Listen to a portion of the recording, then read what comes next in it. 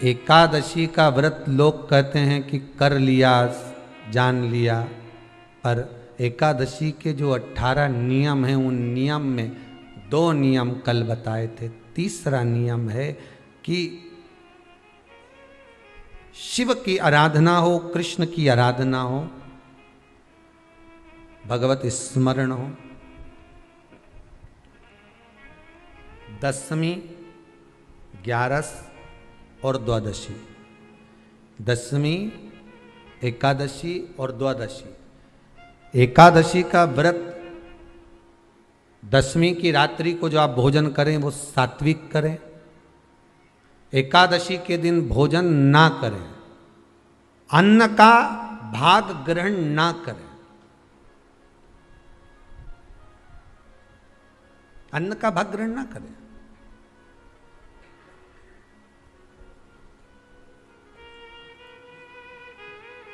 कितना सुंदर कहा है महाराज जी।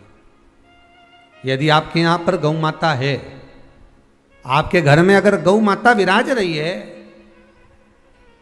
आपके घर में अगर गौ माता है, गाय की अगर आप सेवा कर रहे हैं, अच्छा गाय की सेवा भी बहुत बहुत कम लोग करते हैं। कई घरों में कुत्ता तो मिल जाए पर गौ माता नहीं मिले हो, और कुत्ता घुमाए नहीं जब आधी आधी ऐसी ऐसी चड्डा पहन पहन के, तो ऐसी शान दिखाए कि हमारे बराबर कोई वीआईपी नहीं, कुत्ता घुमा रहे हैं। और वीआईपी इतना कि हमारे बराबर कोई नहीं, और कहीं का गाय के बछड़े को घुमाए तो लोग के गंवा रहे हैं।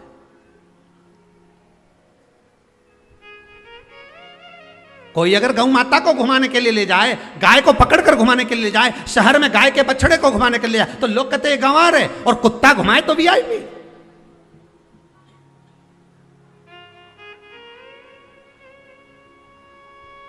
अब समझने वाली विषय ये है कि तुम कुत्ते को घुमाते हो कि कुत्ता तुम्हें घुमाता है। क्योंकि कुत्ता उधर जाए तो तुम्हें उधर जाना पड़े, कुत्ता उधर जाए तो तुम्हें उधर जाना पड़े। परंतु तुम्हारी किस्मत में भगवान ने लिखा भी तो कितना गजब लिखा कि तुम्हारे घर के छोरा छोरी छीछी करे तो वो एक काम वाली रख रखी है ना बच्चे को संभालने के लिए, तो तुम्हारे घर के बच्चे गंदगी करे तो वो काम वाली संभाले। पर तुम्हारी किस्मत तो देखो कितनी जोरदार लिखी, ने तुम कुत्ता कुत्ती के ने छीछी कराने ले जाओ। अरे सुबह से उठ के माला लेके जाओ कि इनके कुत्ता उनके छीछी कराओ, और उसमें भी गर्व महसूस करे हमारे बराबर कोई नहीं, कुत्ता ही घुमा रहा है। अरे दादा, इनके देख के दया आए, सुबेरे सुबेरे हम भी जाएं मॉर्निंग वॉक करने पर इनके देखें तो भगवान से प्रार्थना करते, क्या करा था इनने अपने पूर्व समय में जो कुत्ते को छीछी करा रहे। इन्हें पूर्व समय में कौन सा पाप करा था भोलेनाथ, कौन सा पाप करा था। अच्छा 3 बार गरुण पुराण भी पढ़ के देख ली, उसमें नहीं मिला कि ये कुत्ता उनके छीछी करा, इनने पाप कौन सा करा था पुराना जमाना के, उसमें नहीं निकल। अब पढ़ेंगे कहीं स्कंद पुराण वगैरह में से ढूंढ के लाना पड़ेगा। 2-4 कथा के बाद तो बता ही दूंगा कि कौन सा पाप किया था जो ये कुत्ता की छीछी। कितना सुंदर लिखा है धेनु मानस में, गीता प्रेस गोरखपुर की गौ अंक को निकाल कर पढ़िए कल्याण का, उसमें लिखा है ब्रह्म मुहूर्त में सुबह के समय पर गाय की पूंछ को पकड़कर या गाय की रस्सी को पकड़कर जो 2 कदम भी चल लेता है, उसके लिए भगवान विष्णु बैकुंठ का मार्ग और कुबेर का मार्ग प्रशस्त कर कर खोल देता। जरा पढ़िए धेनु मानस को पढ़िए, गौ अंक पढ़िए, गीता प्रेस गोरखपुर का कल्याण का अंक निकाल कर पढ़िए कि गाय का मात्र रस्सी पकड़कर 2 कदम चलने वाले के लिए मार्ग प्रशस्त हो जाता। पर वो कुत्ता घुमाए तो वीआईपी हो, तुम गाय घुमाओ तो ये तो गवार है, इनमें तो अक्कल नहीं। बता कई घुमाए।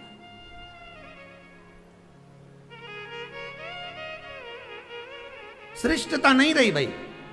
समझो थोड़ा कथा को, थोड़ा चोट लगेगी हृदय को, तुम्हें बुरा लगेगा,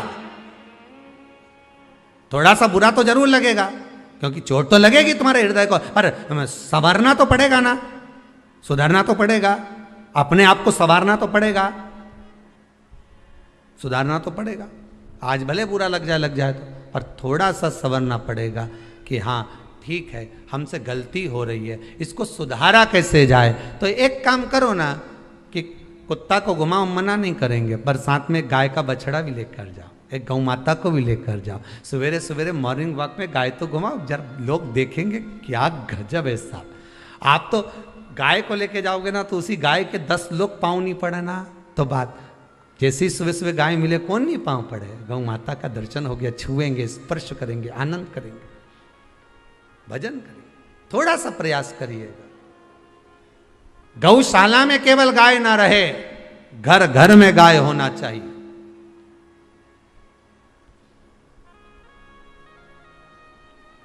यहां पर तीसरे नंबर का जो, चौथे नंबर का जो उपाय बताया है, उपवास करने का जो नियम बताया, उसमें वर्णन किया, एकादशी के दिन अगर आपका व्रत है तो आप भूलवश भी डब्बे में रखी हुई रोटी गाय को ना देते हुए कुछ थोड़ा सा फलहार, कोई केला, कोई सेब, जो आप खाते हो, अंगूर, पपीता, जो आप ग्रहण कर रहे हो, उसका थोड़ा सा भाग आप गाय को प्रदान करो, आप गाय को दीजिए।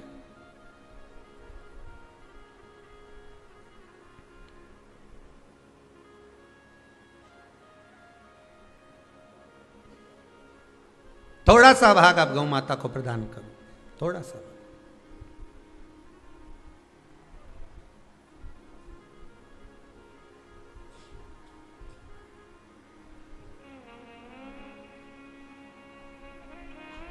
कल कोई भैया परिवार में से कोई आया था मुंबई से,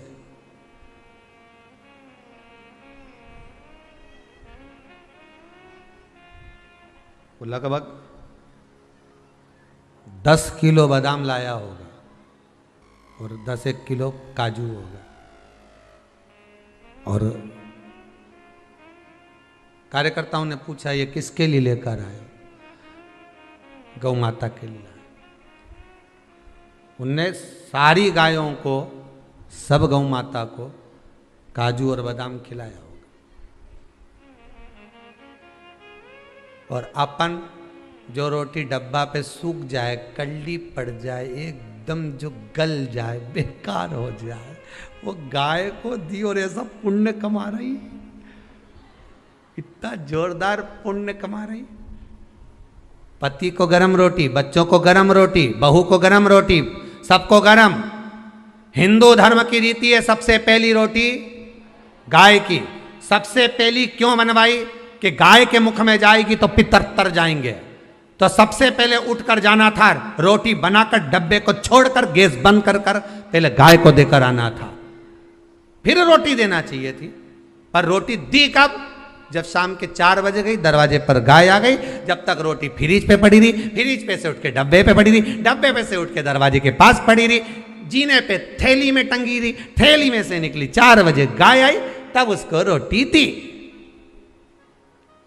ये रोटी की कथा नहीं, ये अपनी भी कथा है। रोटी जब ताजी थी तब दे देते तो तुम्हारा कहीं जाता? अरे बोलो तो सही, कुछ बिगड़ता नहीं। रोटी जब गर्म थी, जब ताजी ताजी दे देते तो तुम्हारा कुछ जाता नहीं। पर कब दी? जब वो बेकार हो गई, गल गई, सड़ गई, बेकार हो गई, कल्ली हो गई, तब दी। और ये रोटी अकेले की कथा नहीं, अपनी भी कथा है। बचपन अच्छा था, भगवान को नहीं दिया।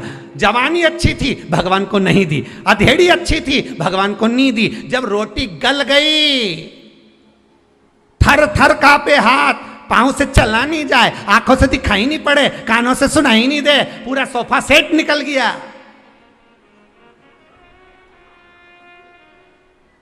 सब गायब। अब कह रही भगवान का भजन करूंगी। भगवान बोले रेंदेरी कमला नीचे, कहा करेगी भजन?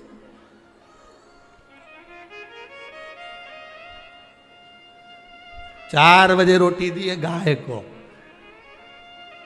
चौथी अवस्था दी है भगवान को। अरे विचार तो करो, सही है कि गलत है?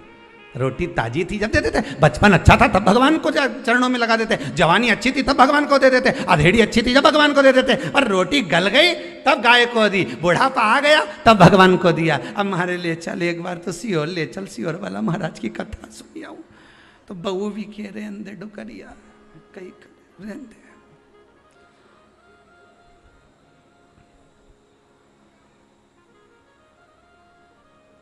घर में पोता हो गया, सोना की सीढ़ी चढ़ा रहे अम्मा के। अम्मा से मंदिर की 4 सीढ़ी चढ़ी नहीं जा रही, सोना की चढ़ा रहे। और सोना की भी बनवाई तो इतनी सी बनवाई और अंगूठा में फंसा रहा है, चढ़ जा। अब चढ़े कैसे? कोई बड़ी सीढ़ी हो सोना की तो चढ़ भी जाए, वो इतनी सी सीढ़ी। और मुंह में भी अम्मा बोल रही बेटी को दे देना, बेटी को दे दो, इतनी सी सीढ़ी। अब इनने बहू ने विचार करा, अब घर में 4 बहू 4 बेटियां आई, सभी तो आई हैं, तो इनने पूरी सीढ़ी का एक एक पाया तोड़, वो सीढ़ी का सारा पाया तोड़ी ने। तो अम्मा से कह दिया ये बड़ी छोरी के दे देते, मंजरी के दे देते, संजरी के दे देते, छोटी के दे देते। और अम्मा ऐसी जोरदार साड़ी का पल्लू मल्लू लई नहीं, ऐसी सीढ़ी का एक एक पाया दे रही है कि जैसे सोने की अंगूठी दे दिया। अब दे तो सोना की सीढ़ी चढ़वा।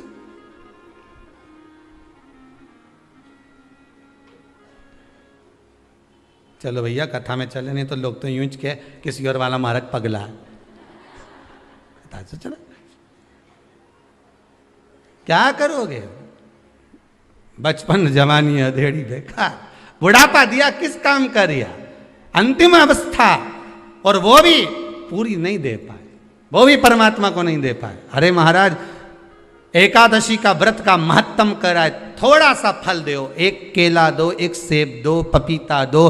तुम जो फलहार कर रहे हो, चाहे तुम मोरधान पा रहे हो, चाहे तुम जो सामग्री पा रहे हो, पर वो थोड़ा सा दो, पर गौ माता को उस दिन फलहार दो, अगर एकादशी का आपका व्रत है तो। पर दोष है आपने एकादशी का व्रत तो करा, पर सामने गाय आई ना तो आपने फलाहार नहीं दिया, रोटी ही दी है, रोटी ही दी है। डब्बे में से निकाल के ले गई, गाय आई है रोटी देना, देव मना नहीं।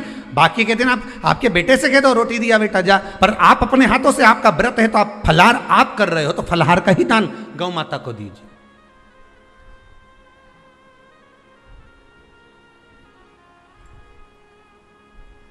बच्चों से कह दो, जाओ सेवक से कह दो जाओ जरा दे के आओ रोटी, पर आप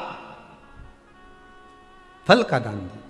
महाराज 5वां वर्णन किया चतुर्थ भाव में, बन सके जितना एकादशी के दिन भगवान का ओम नमो भगवते वासुदेवाय का जाप करें, या अपने गुरु मंत्र का स्मरण करें, या जो मंत्र आपके हृदय में समाहित हो, श्री शिवाय नमस्तुभ्यम, ओम नमः शिवाय, राम कृष्ण शिव, जो मन पड़े उसका भजन करें, पर दिल से करना। जितनी देर करते बने उतना देर करो। माला पकड़ने की भी जरूरत नहीं कि माला पकड़ के बैठता हूँ तो घटकी जिब्या से जप लो नहीं जी वही उतना में ही पूरा हो जाए, वही बहुत है।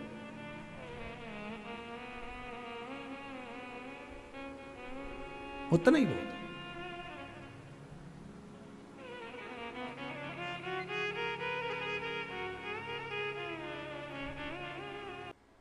पांचवा नियम कहा, जिस दिन आपका व्रत रहे किसी निंदक से बात ना करें। निंदक जानते हो, भाई दूज के दिन, दिवाली की जो भाई दूज होती है ना, होली दिवाली की जो दूज होती है, उनमें ऐसा गोबर का भाई दूज बनाते हैं, और पास में एक चुगलखोर भी बना है, और चुगलखोर के ऊपर ऐसा भाटा धर दे एक पत्थर। अब तुम्हारे उधर रखे कि नहीं रखे हमें नहीं मालूम रहे हो, जितने आस्था पे सुन रहे हो, पर हमारे इधर तो ऐसा रहता है गोबर का भाई बहन बनाए और उसकी पूजन करे, उसके पास में एक गोबर का चुगल चोर भी बनाए, उसके ऊपर बाटा धर दे। कथा कह रही है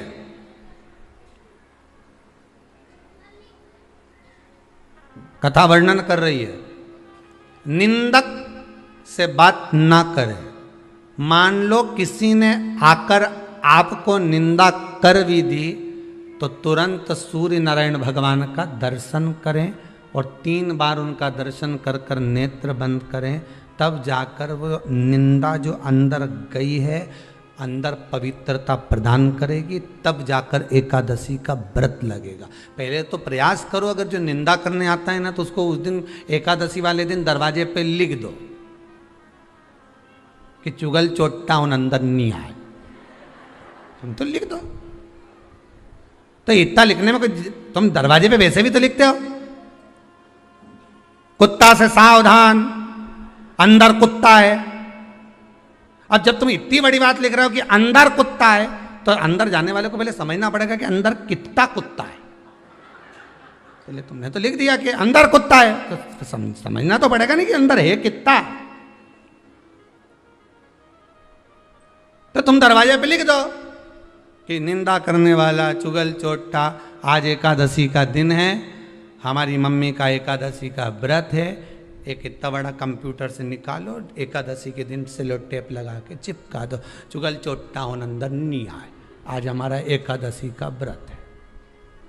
कुछ बिगड़ेगा क्या?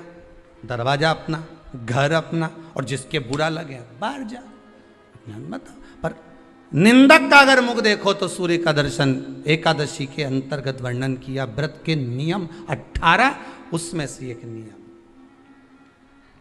फिर कहा जीव की हत्या ना करे, अगला नियम है अपने द्वारा जीव की हत्या ना हो, प्रयास करना, किसी को कष्ट ना हो। 18 नियम में से एक नियम और, प्रयास करिएगा एकादशी जब भी करें तो द्वादशी से जुड़ी हुई करें, दशमी से जुड़ी हुई एकादशी कम करें। जो वैष्णवों की एकादशी कौन सी होती है? जो एकादशी द्वादशी से जुड़ी हो, दशमी से नहीं। दशमी से जुड़ी हुई एकादशी व्रत कहलाती है, और द्वादशी से जुड़ी हुई एकादशी पुण्य फल प्रदान कर कर वैष्णवों को भगवान के चरण में छोड़ आती है। इसलिए एकादशी द्वादशी से जुड़ी हुई होना चाहिए।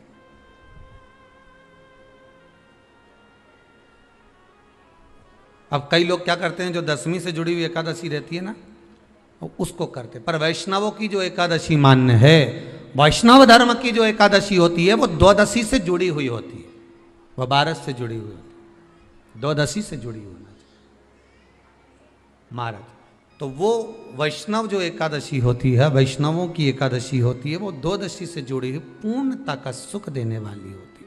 हमें घटने के साथ नहीं चलना, ध्यान दीजिएगा, हमें किसके साथ चलना है? बढ़ने के साथ, क्योंकि हमको आगे बढ़ना है कि पीछे आना है। वैष्णव आगे बढ़ता है, वैष्णव का धर्म है कि अग्रण्य भाव में चले, इसलिए वैष्णवों की जो एकादशी होती है वो आगे की ओर जाती है, अग्रण्य भाव में बढ़ने वाली, द्वादशी की ओर प्रवेश करने वाली, अर्थात हमारे कदम उन्नति की ओर बढ़े, हमारे कदम आगे वैभव की ओर बढ़े, संपदा की ओर बढ़े, और भगवान के चरणारविंद की ओर बढ़े, ना कि पीछे की ओर हटे। हम दशमी के साथ मिली हुई एकादशी ना करें, हम द्वादशी के साथ मिली हुई एकादशी।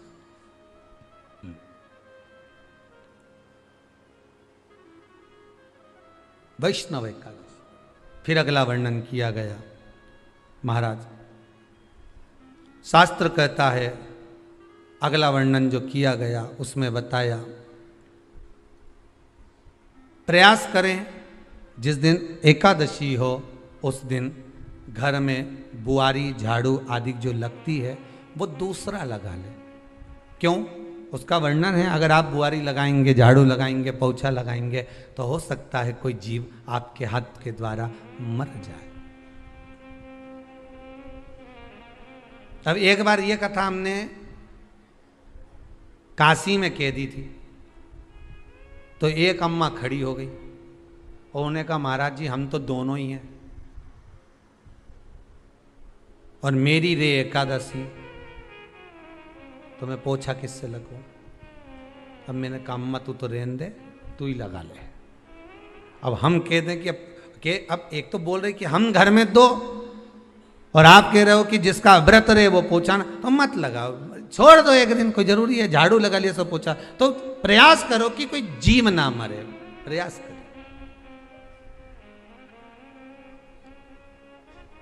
किसी जीव की हत्या ना हो। जैसे चतुर्थी का व्रत करने वाली जो माताएं होती हैं, जो चतुर्थी का व्रत करती हैं, आज भी चतुर्थी मान्य हो रही होगी, तो चतुर्थी का जो व्रत करने वाली होती हैं, जो चतुर्थी का पूजन करने वाली होती हैं, उनके भीतर का एक भाव होता है कि जैसे ही शाम का समय आए चंद्रदेव का पूजन करें, चंद्र जब प्रकट हो जाए, कलश भर लिया, उसके नीचे आखा दाना रख दिया, चावल गेहूँ जो भी आप रखते हो पूजन के लिए, ऊपर पात्र आदि रख दिया जलाशय, फिर अपन ने घी का दिया लगाकर पूजन भी कर ली। तो जो चतुर्थी का पूजन करने वाली होती हैं, जो चतुर्थी का नियम व्रत धारण करने वाली होती हैं, बड़ी बड़ी चतुर्थियाँ करती हैं या उसका नियम धारण करती हैं, तो चतुर्थी का जो पूजन करती हैं वो किस चीज के लिए होता है? केवल संतान, पुत्र, परिवार, हमारा कुटुंब, हम जिस कुल में हैं, हमारा कुल वैभव की ओर बढ़े, संपदा की ओर बढ़े और उसकी आयु बढ़े, उसकी आयु बढ़े, वैभव बढ़े। बहुत ध्यान दीजिएगा महाराज, चतुर्थी की पूजन में जो आप आखा दाना रखते हो, गेहूं वगैरह कुछ भी जो भी रखते हो, उसकी बड़ी महत्वता होती है महाराज।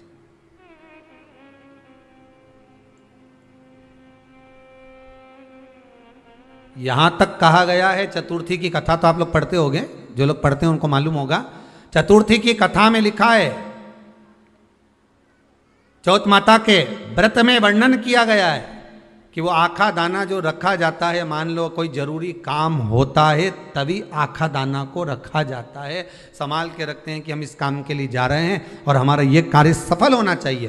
तो जिसने चतुर्थी का व्रत करा है, जिसने चंद्रदेव का पूजन करा, चतुर्थी का व्रत करा, वो गणेश जी से विनती करके वहां से 2-4 आखा दाना उठा ले, और जो व्यक्ति का काम अटक रहा है अपने ही घर का, पर दूसरे कुल को नहीं देना, अपने ही कुल के अंतर्गत जो काम अटक रहा है उसकी जेब में, उसके पल्लू में उस चीज को रख दिया जाए। तो चतुर्थी जो अगली आती है, जैसे आप महीने की करते हो तो महीने की, और आप जैसे करते हो कि 4 अलग बड़ी बड़ी चतुर्थी करते हो, तो उसके अनुसार आपका कार्य सिद्ध होता ही है। उस आखे दाने का इतना महत्व होता है क्योंकि चतुर्थी का व्रत करने वाली माता जब व्रत करती है तो स्वयं चतुर्थी की कथा में लिखा हुआ है कि पार्वती जी गणेश जी से चतुर्थी की कथा बचवाती। चतुर्थी की कथा बाची किसने थी? स्वयं गणेश जी महाराज ने। और सुनी किसने थी? माता पार्वती। बाचने वाले गणेश जी थे, सुनने वाली माता पार्वती थी।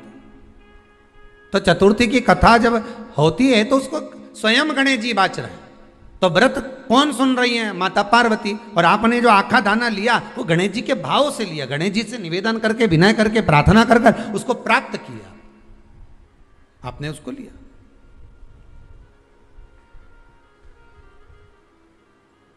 फल प्रदान कर देता है, कार्य की सिद्धता देता है। और एक और चीज ध्यान रखिएगा, जिसको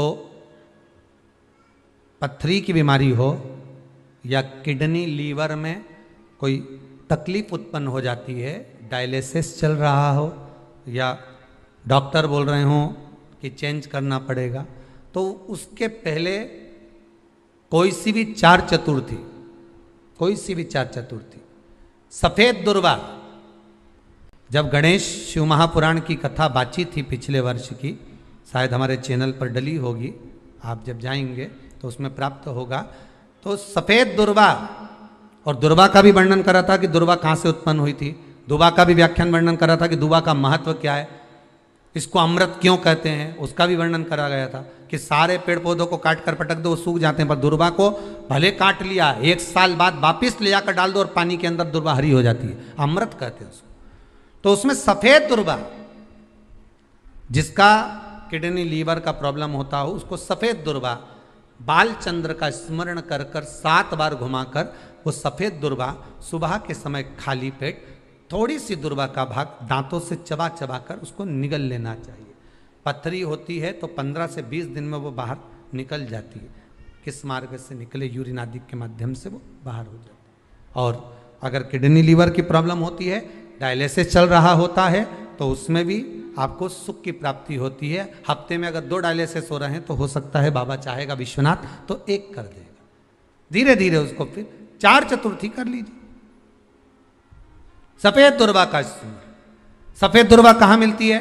तो कहा जहां जलाशय होता है, जहां कुआं हो, बावड़ी हो, तालाब हो, पानी जहां भरा रहता है, उसके नजदीक में सफेद दुर्वा उत्पन्न होती है। सफेद दुर्वा वहां रहती है। सफेद दुर्वा का स्मरण करें। शिव कथा कह रही है, अगला वर्णन किया है भगवान। तो बालचंद्र चतुर्थी का स्मरण करते हुए कहा कि आप जो व्रत कर रहे हो उस व्रत की पूर्णता में जिस भगवान का भजन कर रहे हो उस भगवान से पूर्ण फल की कामना हो आपकी। फिर 18 नियम में से एक नियम कहा, जब 26 एकादशी पूर्ण हो जाए तब आप उद्यापन एक बार का जरूर करें। किसी के मृत्यु के बाद आपने जो एकादशी दी है, जैसे कोई परदादा गए, दादा गए, कोई बुजुर्ग गया, पंडित जी ने कहा एकादशी का दान दो, आपने दे दी 5 एकादशी, 4 एकादशी, 3 एकादशी, 2 एकादशी, आपने जो एकादशी दी है, मना नहीं, दो और देना चाहिए। दान धर्म पुण्य तो करते रहना चाहिए, जब मन मिले तब कर दो, मौका मिले तब करो। तो एकादशी जो आपने दी है, और आपने किसी जीव को एकादशी दी है जो चला गया है, उस जीव को जब एकादशी दे देते हो, उसकी 11 एकादशी, 5 एकादशी, 3 एकादशी जितनी आपने दी है उतनी पूरी हो जाती है। उसके बाद में एकादशी का एक व्रत नहीं रखना चाहिए, उसके बाद फिर अगला एकादशी का व्रत धारण करना चाहिए, वापिस फिर पुनः। तो क्या करोगे उस दिन? जिस दिन आपने एकादशी जीव को दे दी, 5 एकादशी दी, तो छठी एकादशी पे क्या करोगे उसको? ये नहीं कि आपको अन्न खाना है, आपको व्रत नहीं रखना, पर आपको अन्न का सेवन नहीं करना। उस दिन दूध की सामग्री, कोई फ्रूट्स, कोई फल आपको उस दिन ग्रहण कर लेना, पर आपको ये नहीं करना है कि हमने तो एकादशी करी ही नहीं है आज, तो हम अन्न खा लेंगे। नहीं, कथा में वर्णन आया था, कल कथा में कहा था, मुर को जब मारने का समय आया, पाप सामने आ गया, भगवान ने उस पाप को किस में ले जाकर छोड़ा? पाप पुरुष को अन्न के भीतर। पाप पुरुष कहाँ गया? अन्न के भीतर। एकादशी के दिन एक दिन पाप पुरुष अन्न के भीतर रहता। एकादशी का अगला वर्णन ध्यान से सुनिएगा। मान लो आपने एकादशी का उद्यापन में बाद में करूं नहीं करूं, श्वास का कोई भरोसा है? बोलो तो, है क्या कोई भरोसा? नहीं। श्वास रुक जाएगी चलते चलते, शम्मा बुझ जाएगी जलते जलते, दम निकल जाएगा रोशनी का, क्या भरोसा है इस जिंदगी का? कोई भरोसा है कि आप 26 एकादशी पूरी कर पाओगे? नहीं, किसी ने देखा हो तो बात दूसरी। एक बार वो युधिष्ठिर के सामने कोई मांगने के लिए, एक दरवाजे पर कोई दान मांगने के लिए आ गया युधिष्ठिर के पास,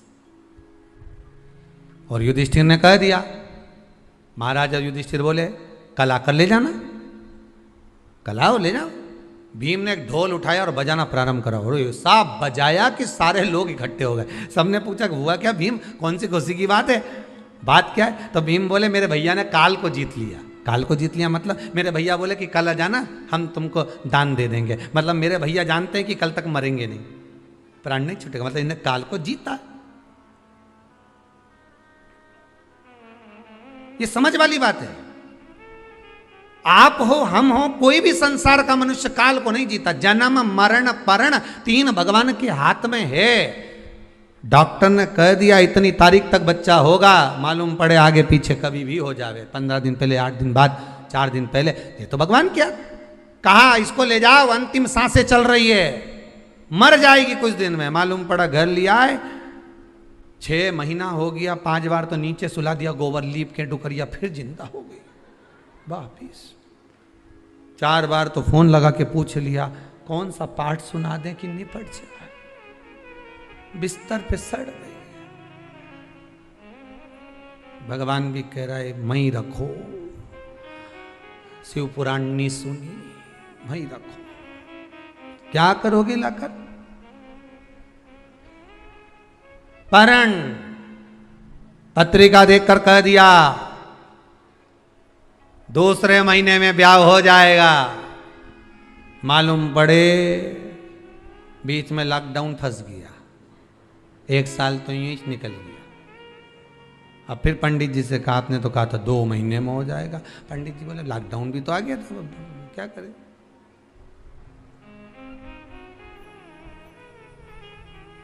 तो लॉकडाउन से क्या फर्क पड़े महाराज जी, शादी तो पक्की हो जाना थी। पंडित जी बोले जो इसके लिए बना था हो सकता है उसको कोरोना हो गया होगा, तो भगवान भी दूसरा ढूंढ रहा है, टाइम लगेगा, अभी समय लगेगा। कोई कितना ही कह दे कि इतने समय तक विवाह हो जाएगा, शादी हो जाएगी, पर जब तक उसने बंधन नहीं लिखा तब तक बंधना मुश्किल है। जन्म मरण परण 3 शिव के हाथ है, मेरे भगवान के हाथ में। 3 भगवान के पास में है, 3 वो भगवान के पास रहेगा। कोई कितना ही कह दे, ना आपका ना हमारा, क्या भरोसा है इस जिंदगी का, क्या भरोसा है, आज है कल नहीं, क्या भरोसा। तो फिर मान लो हमने 7 एकादशी का व्रत कर लिया और उद्यापन नहीं कर पाए, 26 का इंतजार कर रहे थे और उससे पहले निपट गए, तो फिर उद्यापन ऊपर करोगे? अरे बोलो तो सही, उद्यापन कहां करोगे? सारे व्रतों में केवल एक व्रत ऐसा होता है एकादशी का, जिसका उद्यापन पहली एकादशी पर भी कर सकते हो।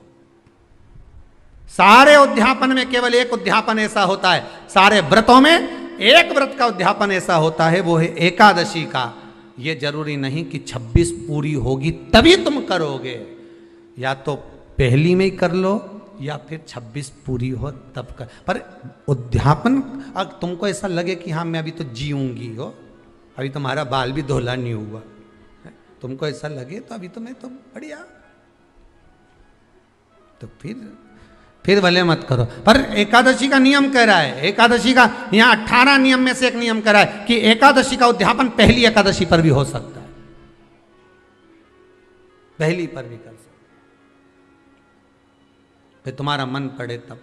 क्यों? तो पहली पर करने से क्या फल मिलेगा?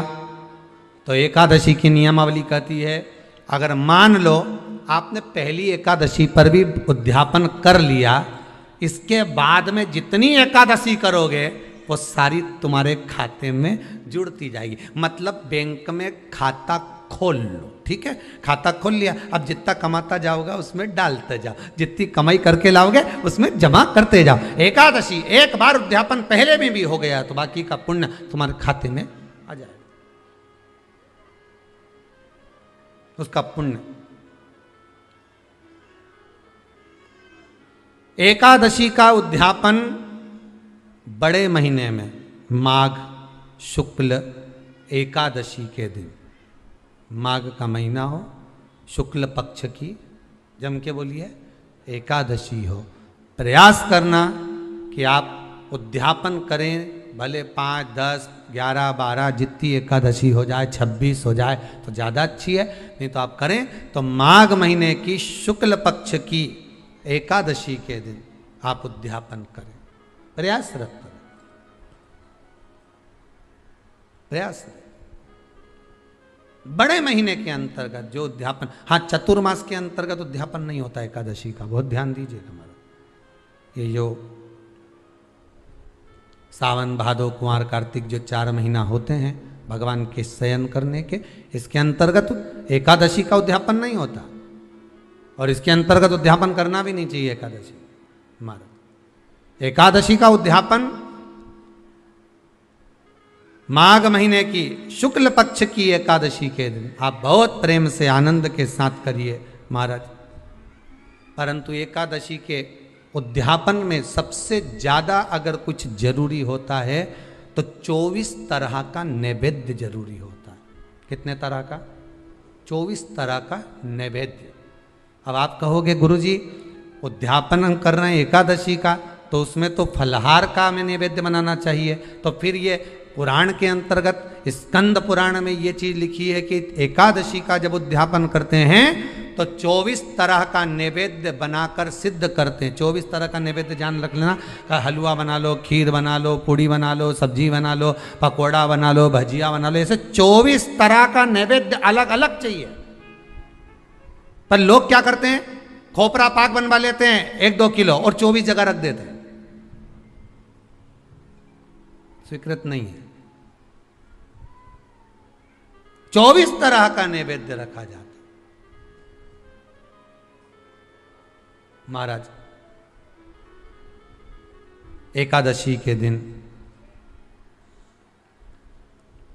भगवान का पूजन का पूरी तैयारी कर कर मंडल आदि बनवाकर विद्वान ब्राह्मण को बुलाकर, कर्मकांडी ब्राह्मण को बुलाकर जो भगवत सेवा में एकादशी का उद्यापन कराए, उन ब्राह्मण के चरणों को नमन कर कर, प्रणाम कर कर एकादशी का पूजन करवाइए और उस मंडल की पूजन कराकर हवन द्वादशी को कराइए। एकादशी को हवन नहीं, एकादशी के उद्यापन का जो हवन होता है वो द्वादशी को।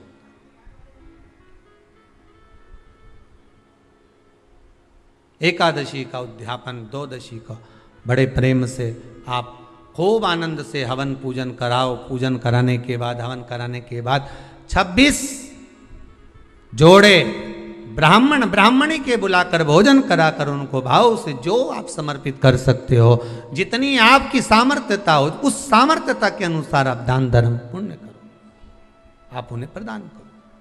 और बन सके तो एकादशी की रात्रि को भी जागरण करें और द्वादशी के दिन जिस दिन हवन करें उसकी भी रात्रि को कुछ जागरण करें। जागरण का मतलब पहले भी कथा में कहा, प्रदोष की कथा में वर्णन किया था। हम ये नहीं कहते कि तुम पूरी रात जगो, हमारा तो निवेदन है 15 मिनट का करो, आधे घंटे का करो, 20 मिनट का करो, पर रात्रि के समय थोड़ी देर अगर एकादशी का उद्यापन कर रहे हो तो जागरण थोड़ी सी देर अवश्य करें। नहीं कर सकते अकेले बैठकर राम नाम जप लें, भजन कर लें, पर करो।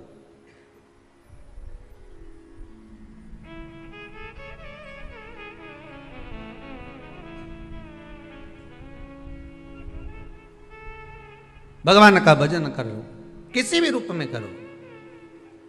देश है मंगल मंगलकारी, अवधूत रूप निराला हो,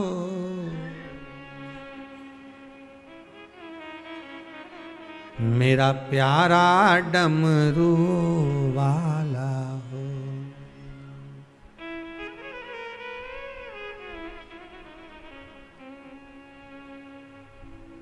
भगवान शिव का जिस भाव से, जिस आनंद में करे भजन। गुरु कहते हैं कि भक्ति का जो पथ है, भक्ति का जो मार्ग है, बड़ा आड़ा टेढ़ा है, बड़ा आड़ा टेढ़ा।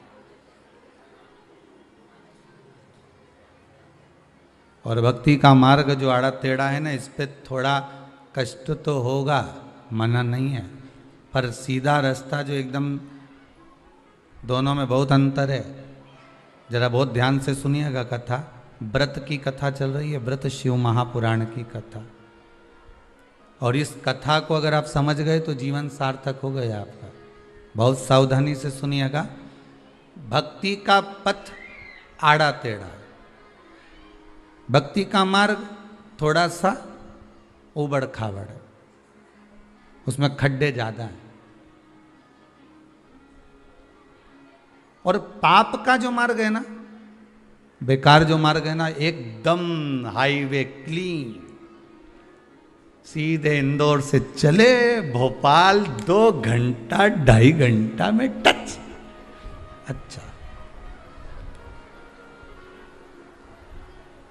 अब एक बात आपसे पूछेंगे, जितने लोग आस्था पर कथा सुन रहे हैं, जितने फेसबुक यूट्यूब पर सुन रहे हैं, बहुत ध्यान से बताना भाई। जिस रोड में खड्डे बहुत होते हैं उसमें एक्सीडेंट ज़्यादा होते हैं कि जो एकदम क्लीन होता है उस पर एक्सीडेंट ज़्यादा होते हैं। जो एकदम क्लीन है, इतने से समझ गए ना तुम पूरी कथा। बस आज की कथा अक्षतम केसों कर दें और के बचिए, इतना ही समझना है बस। भक्ति का मार्ग आड़ा टेढ़ा होता है, खड्डे ज़्यादा होते हैं, थोड़ा सा लोग ताने भी देंगे, अपशब्द भी कहेंगे, दुनिया के लोग कहेंगे बताओ ये बस 2 बजे नहीं और टीवी खोल के बैठ जाए, रिमोट भी अपने पास में छुपा के रख ले, बेचारा छोरा छोरी के नहीं दे है? वो बेचारे कथा सुनने में उनका मन नहीं लगे, उनका चाहिए डोरेमोन और इनको चाहिए भोलेनाथ। अब थोड़े ताने भी मिलेंगे, थोड़ी गालियां भी मिलेगी, थोड़े अपशब्द भी मिलेंगे, थोड़ा तपना भी पड़ेगा, थोड़ा सा तपना पड़ेगा। भक्ति के पथ में आड़ा टेढ़ा खड्डे वाला मार्ग है तो थोड़ा थोड़ा बस गाड़ी थोड़ी धीमे धीमे चलेगी है। एक बहुत पहले एक भजन में एक लाइन सुनी थी, गाड़ी धीमा धीमा हाँको जा में बैठो है शाम बांको। वो थोड़ा धीमे चलेगी, स्लो चलेगी, पर ये पक्का है तुम्हारा कहीं एक्सीडेंट नहीं होगा। और एकदम क्लीन, पाप की जो रोड है ना वो क्लीन है, सीधे चले यहां से और जितनी स्पीड बढ़ा सकते हो। पाप तो कहता है स्पीड बढ़ा, पाप कहता और स्पीड बढ़ा, अभी तो 60 पे ले जा, 100 पे, 120, 140, जो स्पीड पे स्पीड चली और पाप करते चले, हाओ कौन देख रहा है, हाओ कौन सुन रहा है, हाओ क्या कर लेगा कोई अपना, हाओ कौन क्या बिगाड़ लेगा अपना। और पाप की स्पीड बढ़ती गई और इतना में तो सामने से भैंस आई गई।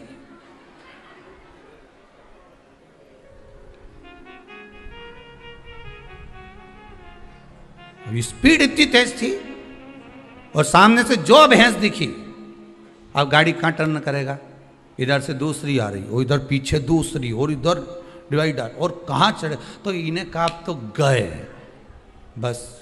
फिर स्पीड वो भैंस जो सामने आई ने तुम्हें ले जाके साइड में जो था ना डिवाइडर उस पे चढ़ाया और चढ़ा के फिर खड्डा में फेंका और फेंका ने सब तरह से ने तुम दुचाया, सब इधर से कहीं दुच गया, इधर से दुच गया, इधर से पिट गया, जहां से देखो वहीं पड़ा।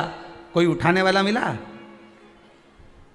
एक्सीडेंट होने के बाद दुनिया के लोग तुम्हें बाद में उठाते हैं, पहले जो मोबाइल, चेन, बैग, लैपटॉप, ये सारी जो सामग्री होती है ना, पहले इनको उठाया जाता है। तुम्हें तो उठाएंगे, और वो नहीं उठाएंगे तो वो उठाएगा, कोई तो उठाएगा। तो तुम्हारी इतनी चिंता नहीं है, उनको तो वस्तु चाहिए, जो वस्तु वहां पर पड़ी हुई है।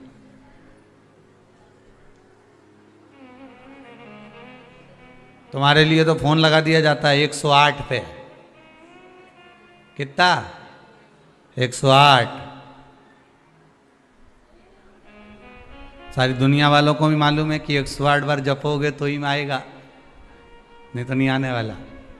108 पे फोन लगा दिया।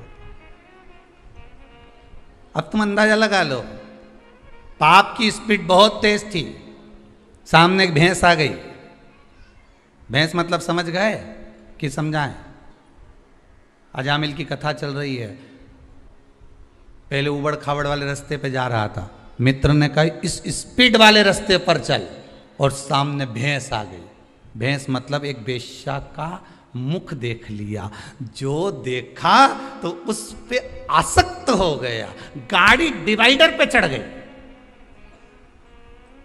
अहंकार की ओर बढ़ गया।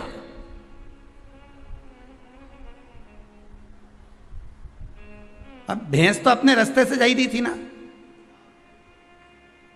अब बीच में भैंस अपने रास्ते से जा रही, उसको तो उधर जाना था।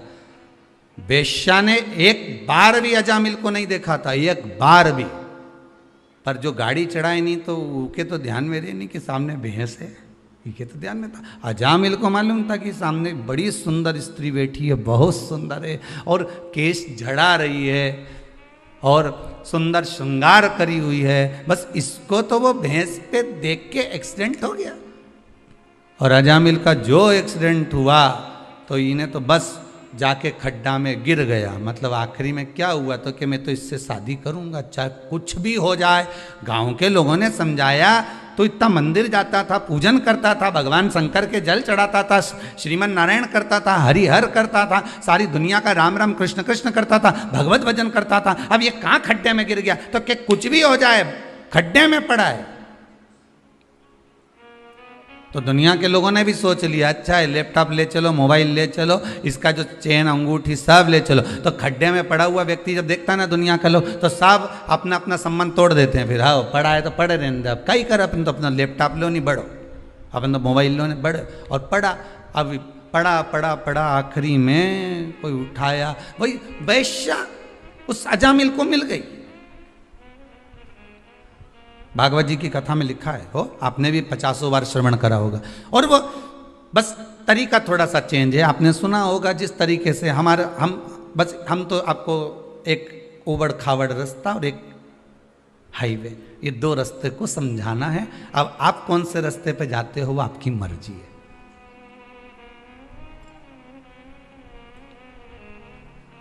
चले गया हाईवे पर, बस भैंस के चक्कर में खड्डा में गिर गया।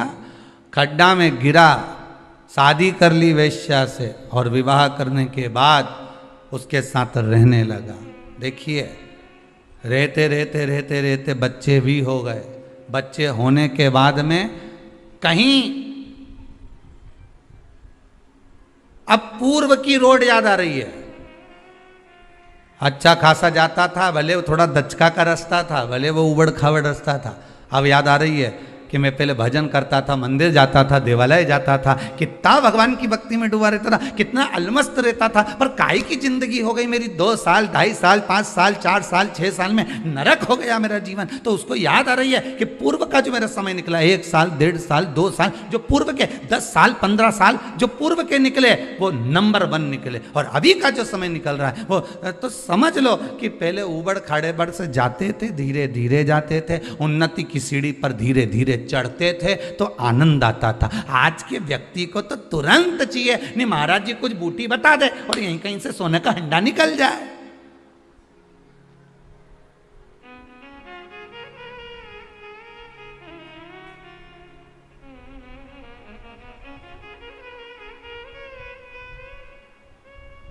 किसी के चक्कर में मत पड़ो। अजामिल ने अपनी रास्ता बदल लिया था, अजामिल ने अपना मार्ग बदल लिया था, अजामिल ने अपना मार्ग चेंज कर लिया था। तुम किसी के कहने पर अगर अपना मार्ग बदल रहे हो, तुम किसी के कहने पर अपना मार्ग चेंज कर रहे हो, तुम किसी के कहने पर अगर गलत संगत की ओर जा रहे हो, तो समझ लेना कि तुम्हें कुछ प्राप्त होने वाला नहीं है। हाँ, थोड़ा सा शंकर की भजन में, शंकर की पूजन में, भगवान की भक्ति में, भगवान के स्मरण में, भगवान की सेवा में, भगवान की चाकरी में जो तुम उपाय करते हो, जो तुम अनुष्ठान करते हो, जो तुम पूजन करते हो, उसको करोगे तो थोड़ा समय तो लगेगा। पशुपति व्रत कर रहा, थोड़ा समय तो लगेगा। तुमने सोमवार का व्रत करा, थोड़ा समय तो लगेगा। तुमने एकादशी का, थोड़ा धीरे धीरे, अब ये ऊपड़ खावड़ का रास्ता है, थोड़ा समय तो लगेगा, पर यह पक्का है कि तुम मंजिल तक पहुंच जाओगे।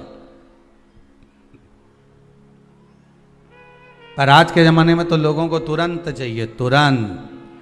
और एक बात आप लोगों से हाथ जोड़कर कहेंगे, सियोर वाला महाराज को ना तो कोई विद्या है, सही मायने में देखा जाए तो यहाँ तो पढ़ना नहीं आए, ना कोई विद्या, ना कोई मंत्र, ना कोई तंत्र। यहाँ तो एक ही मंत्र है, श्री शिवाय नमस्तुभ्यम। शिव महापुराण की विद्येश्वर संहिता का एक मंत्र जो हमने ग्रहण करा, हमने आपको दे दिया। आप जप लो, आप ग्रहण कर लो। आज कोई गुजरात से संत आए हुए थे, पावागढ़ के आगे से। वो केवल, आपने दर्शन, कई लोगों के स्मरण होगा, उनके फोटो भी होंगे समीर जी के पास में, तो दर्शन कराएंगे। वो केवल किस लिए आए थे? क्योंकि उनके कोई भक्त, महाराज जी अमेरिका में रहते हैं, और वो भक्त का फोन यहाँ नहीं लग रहा था, तो केवल उन्होंने अपने गुरुदेव को खबर करी कि गुरुदेव एक बार, हमारा कोई नहीं वहाँ पर, कोई परिचित नहीं, आपसे हम केवल जुड़े हुए हैं, आपसे निवेदन है आप जाकर एक खबर थोड़ा सा इस भूमि पर जाकर कर आएँ कि महाराज कोरोना महामारी हो गई थी उस बेटी को, उस घर की माता को, 90% शरीर ने काम बंद कर दिया था, वेंटिलेटर पर पटक दिया था। पर जब 90% काम करना बंद कर दिया और वेंटिलेटर तक की नौबत आ गई, तो उस बच्ची ने एक ही बात कही थी कि मैंने शिव कथा सीहोर की सुनी है, शिव महापुराण की। उसमें उन्होंने कहा था श्री शिवाय नमस्तुभ्यम का जाप करना और बाबा का नाम लेकर पानी को ग्रहण करना। और वही उस बच्ची ने शंकर का इतना स्मरण करा कि भगवान की भक्ति में इतनी जुड़ गई कि कहीं नहीं गई और आखिरी में ठीक हो गई। तो उसने केवल एक धन्यवाद करने के लिए, एक साधुवाद करने के लिए, केवल एक साधुवाद करने के लिए, एक धन्यवाद करने के लिए,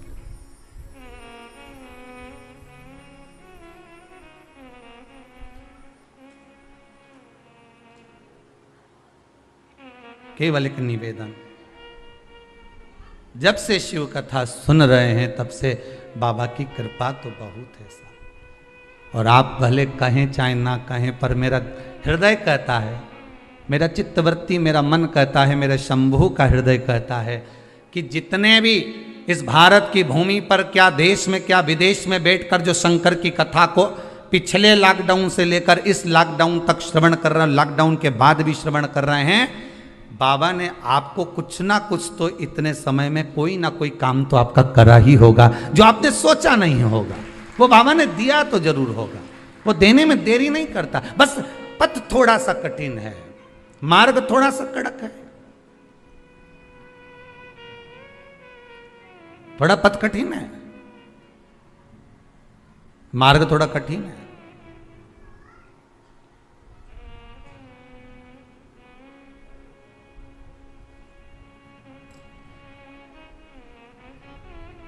ये मार्ग जो कठिन है, बड़ा कठिन मार्ग, बड़ा कठिन, और इस मार्ग को ही तो सरल करना है, इस मार्ग को ही तो सहज करना है।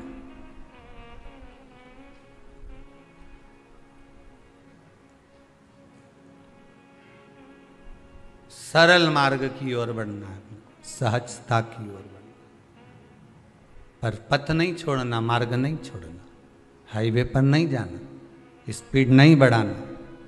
अजामिल ने स्पीड बढ़ाई थी और उसका पूरा काम बेकार हो गया। तो उसने जो पूर्व समय की रोड का स्मरण करा कि ये रोड कितनी अच्छी है, इस रोड पर मैं चल रहा था, अच्छा खासा चल रहा था, राम नाम, कृष्ण नाम, शिव नाम, भगवान की भक्ति में डूबा हुआ था, स्मरण कर रहा था मैं, नाम जाप कर रहा था मैं, पर कहाँ मैंने रोड बदल लिया, एक मित्र के कहने पर।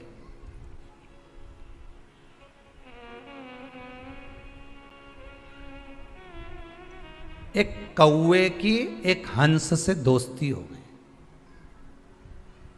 बड़ी अच्छी, दोनों बेस्ट फ्रेंड बन गए, पक्के दोस्त बन गए। एक दिन कौवा हंस से बोला, भाई मुझे बहुत भूख लग रही है, तो कुछ लाना।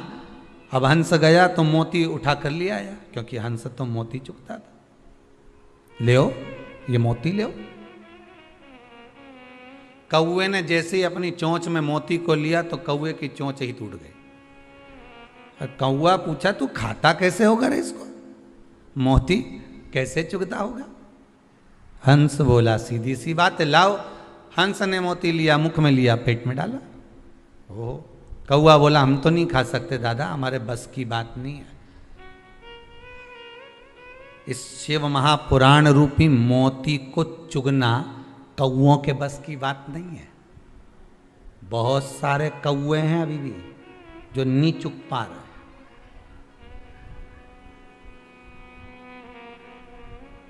मोती हंस चुगता है, कौवा नहीं चुग सकता।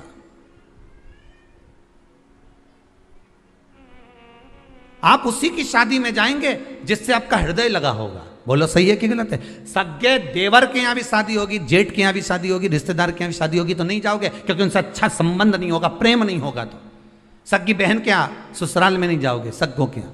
और अगर किसी पराये की भी शादी है और उससे अगर प्रेम है तो तुम पहले उसके यहां जाओगे।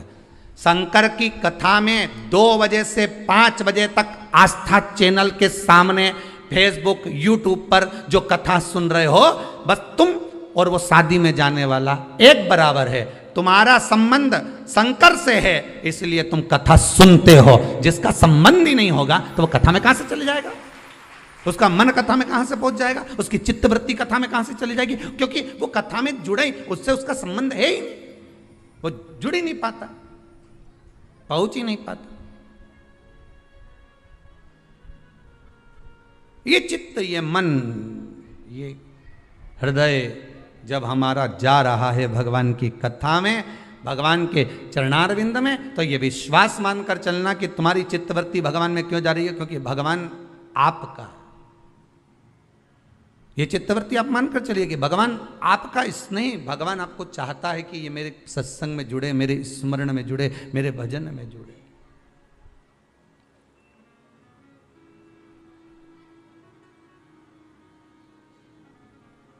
और भजन भोले बाबा का करते रहोगे तो संसार सागर से तरते रहो। कौआ मोती को नहीं चुग पाया, छोड़ दिया मोती को। मोती छोड़ा, मोती को छोड़ दिया, भूखा रहने लगा कौआ। कौआ भूखा है, क्या करूं मैं, क्या करा जाए, क्या करा जाए महाराज। अब कौए ने हंस से कहा, कौए ने हंस से कहा,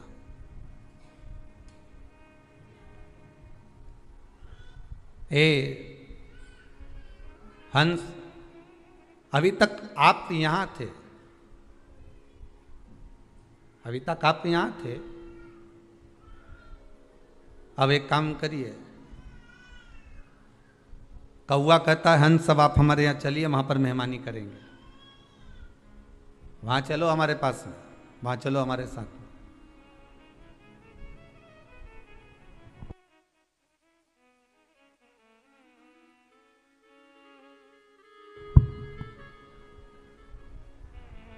कौआ हंस से बोला कि अब आप हमारे यहां चलिए,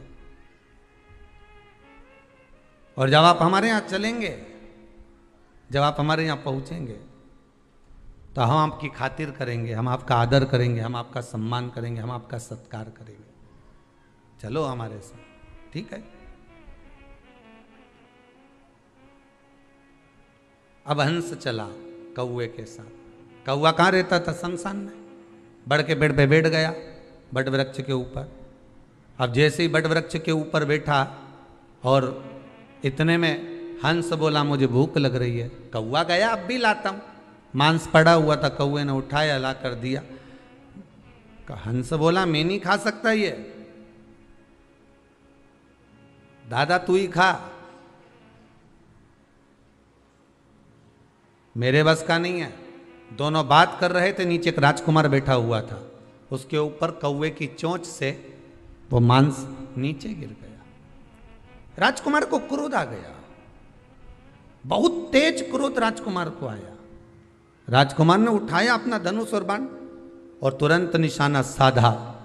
जैसे ही बाण छूटा, कौआ भाग गया, हंस को लग गया, हंस नीचे गिर गया, हंस नीचे गिरा। राजकुमार ने आकर कहा, हंस देव मैंने तो कौए को बाण मारा था, चोट तो कौए को लगना था, आपको लग गया, क्षमा चाहता हूं, आप नीचे गिर गए। हंस कहते हैं गलती आपकी नहीं, गलती मेरी है कि मैंने गलत से संगत कर ली थी, गलत दोस्ती कर ली थी। एक गलत संगत, मेरा मित्र बन गया था कौआ, और उस कौए की संगत में जब मैं आ गया था, तो कौए की संगत में आने का कारण ये हुआ कि जो बेकार काम करने वाला होता है, जो बेकार कर्म करने वाला होता है, वो बेकार काम करके तो भाग जाता है, पर अच्छा व्यक्ति धरा जाता है। बेकार काम करने वाला मन टिकेगा नहीं।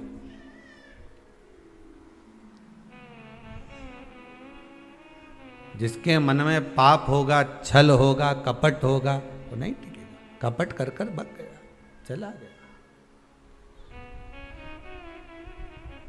बेकार काम करने वाला कहां टिकेगा? कौवा कहां टिका? कौवा तो भाग गया, हंस को बाण लग गया, हंस को लगा और हंस जमीन पर गिर गया। पर दुनिया के लोगों को उसी कौवे की मित्रता प्रिय लगती है।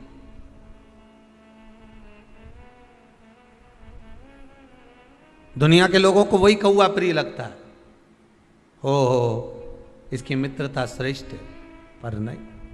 अजामिल की कथा कर रही है, मैंने मित्र का कहना गलत मान लिया और अपना मार्ग छोड़कर दूसरे मार्ग पर चले गया।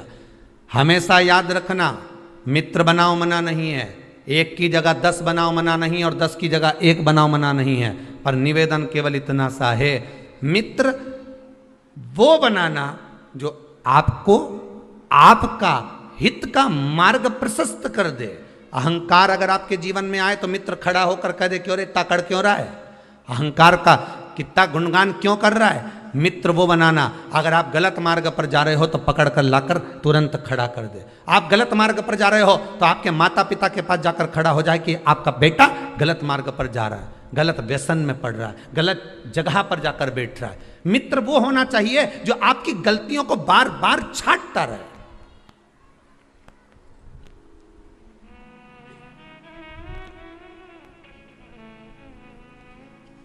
पुत्र क्यों बिगड़ता है? पुत्र बिगड़ने का कारण क्या है? बेटा अगर मदिरा का पान कर रहा है, बेटा अगर मांसाहार कर रहा है, व्यसन कर रहा है, बेटा अगर तंबाकू खा रहा है, कुछ गलत खा पी रहा है, तो उसमें किसी दूसरे का दोष नहीं है, दोष अपना है। दूसरे को दोष मत देना कभी भी, दोष तुम्हारा है। पहली बार गलत काम करके आया था, उसी दिन मां मुख पर 2 धर के देती, पूरे तन के कपड़े उतार देती, नग्न अवस्था में ले जाकर बाहर चौराहे पे खड़ा कर देती और वहीं रख रख कर मारती। बेटे की हिम्मत नहीं थी कि दूसरी बार गलती कर देता, पर मां तो आई, गलत काम करके आ गया, तेरा बाप देखेगा, तेरा पिता देखेगा। मां ने और कम्बल लाकर डाल दिया, रजाई डालकर उसको सुला दिया। जैसे ही मां ने रजाई डालकर सुलाया, बेटे ने सोच लिया कि मेरा पक्ष लेने वाली मेरी मां है, तो बेटे ने भी गलत काम प्रतिदिन करना प्रारंभ कर दिया। जब आप पक्ष नहीं लोगे, गलत काम को सामने प्रकट कर रख दो कि इसने गलत किया है,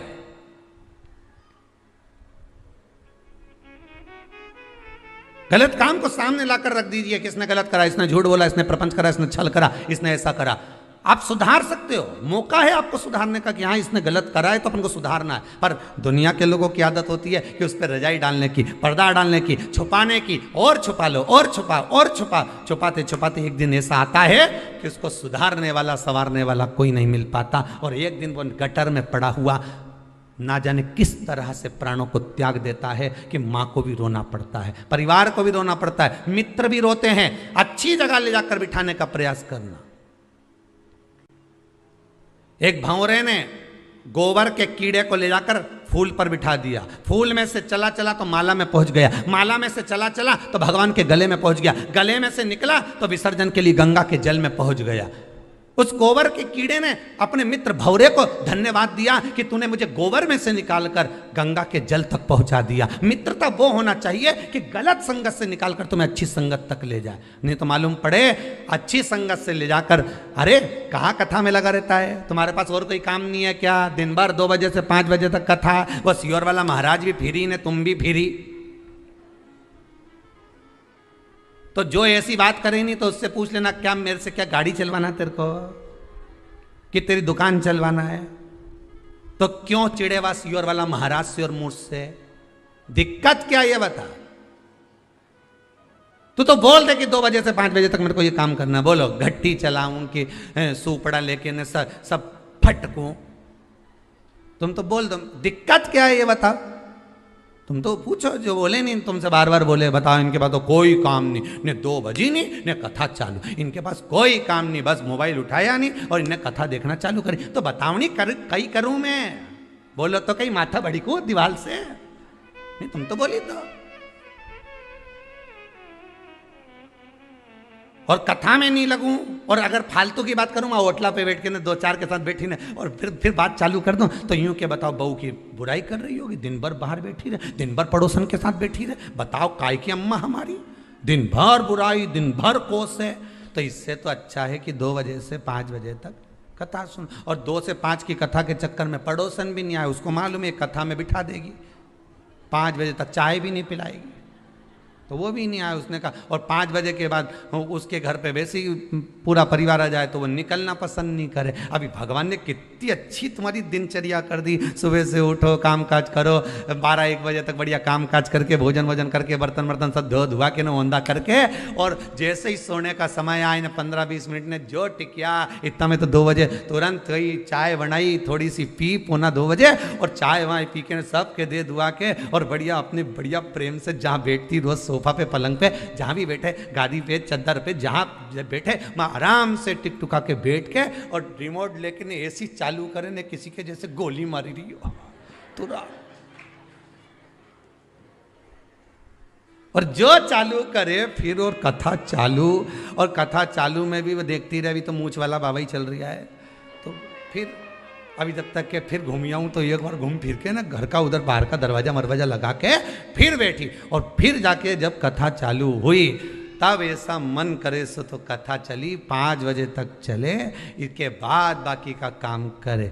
मन चित्त वृत्ति सब लग गई, ऐसी लगी कि अब छूटे नहीं महाराज।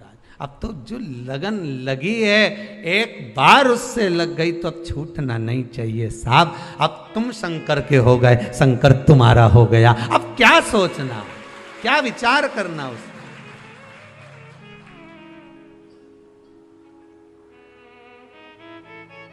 आज किसी ने प्रश्न लिख के भेजा है, कहीं दूसरी जगह से आया है, डाकघर के द्वारा आया हुआ, उसमें लिखा था गुरुजी से एक प्रश्न करना है, और घर के पते पर भेजा था। तो हमारी माता जी ने हमको दिया, कहीं भिलाई मिलाई के पास का है, तो उन्होंने लिखकर भेजा है, ये गुरुजी से ये पूछ के बता दो कि जब कोई मरता है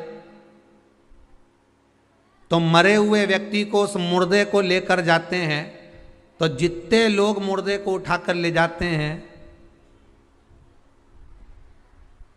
उस मुर्दे को उसकी मंजिल तक पहुंचाते हैं, इसका कितना पुण्य है। तो हमारा निवेदन है, अगर वो कथा सुन रहे हो भिलाई वाले, तो जरा सावधानी से सुन लेना। पहली बात तो ये है कि तुम मुर्दे को मंजिल तक नहीं पहुंचा रहे, मुर्दा तुम्हें मंजिल दिखा रहा है, पहले तो ये समझ जाओ, फिर फालतू की बात बाद में करें अपन, ठीक है। पहले तुम ये बिल्कुल छोड़ दो कि तुमने लिख दिया कि हम मुर्दे को मंजिल तक पहुंचा रहे। अरे मुर्दा को तुम मंजिल पे क्या पहुंचा रहे हो, मुर्दा तुम्हें मंजिल दिखा रहा है कि आखिरी यही है जहां मैं पहुंचा हूं। पहले तो उसको समझ लो। और दूसरा पुण्य की बात है, तो गरुड़ पुराण में वर्णन आता है कि किसी शव को लेकर जाने वाला जितने कदम उसको कंधा प्रदान कर कर लेकर जाता है, उतना ही अश्वमेध यज्ञ का पुण्य उसके खाते में जुड़ता चले जाता। अब ये तो पुण्य की बात हो गई कि आप किसी लावारिस की अगर बॉडी भी पड़ी है और आपको अगर मौका मिला कि लकड़ी देना है, कंडे देना है, कुछ पदार्थ उसको प्रदान करना है, उसका कोई अंतिम संस्कार करने वाला नहीं है, अगर तुम कर रहे हो तो उसका पुण्य तो है साहब, उसका पुण्य है।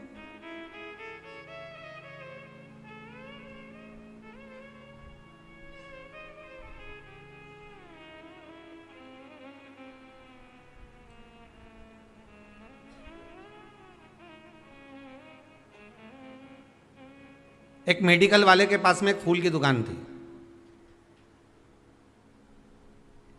उज्जैन की घटना,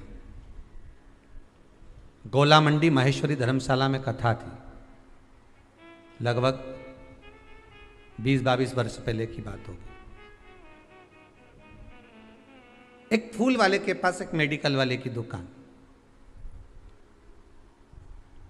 और फिर पास में वहाँ पर कुछ बहुत सारे कपड़ों की दुकान थी, वहाँ गद्दे वद्दे रखे हुए थे बहुत सारे, जो उज्जैन वाले होंगे वो तो जानते होंगे, ठीक है। अब शाम का समय था,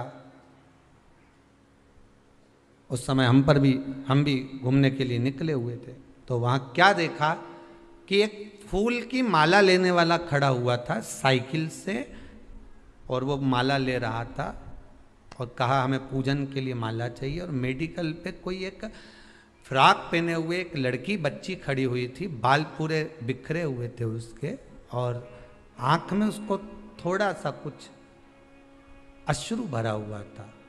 उसने पर्चा दिया दवाई का और कहा ये दवाई हमको दे दीजिए अंकल। अंकल ने पर्चा पढ़ा, कुछ रुपए बताए, उतने रुपए उसके पास में नहीं थे।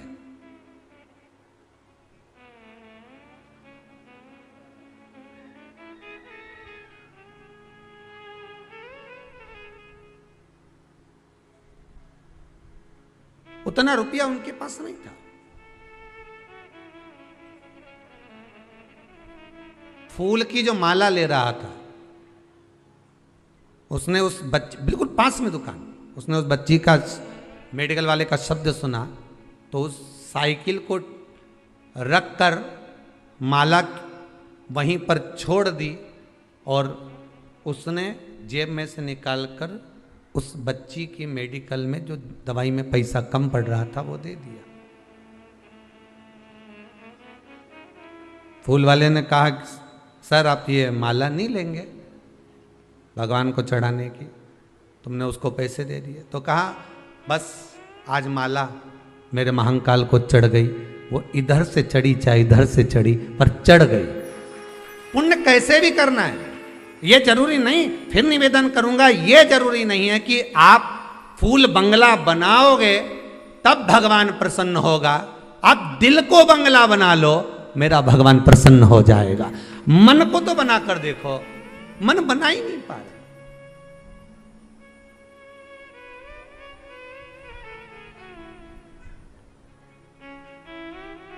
मन को बंगला नहीं बना पा रहे हो, 56 भोग भगवान को लगा रहे हो और मालूम पड़े एक मिनट के लिए, एक पल के लिए, एक घड़ी के लिए, एक क्षण के लिए आप भगवान को ना रिझा पा रहे तो वो बेकार। दिन भर व्रत करा, दिन भर उपास रहिए, कुछ नहीं खाया और मुख से अपशब्द कह दिया तो ऐसा व्रत किसी काम का नहीं। 2 क्षण उससे लगन तो लगा कर देखिए।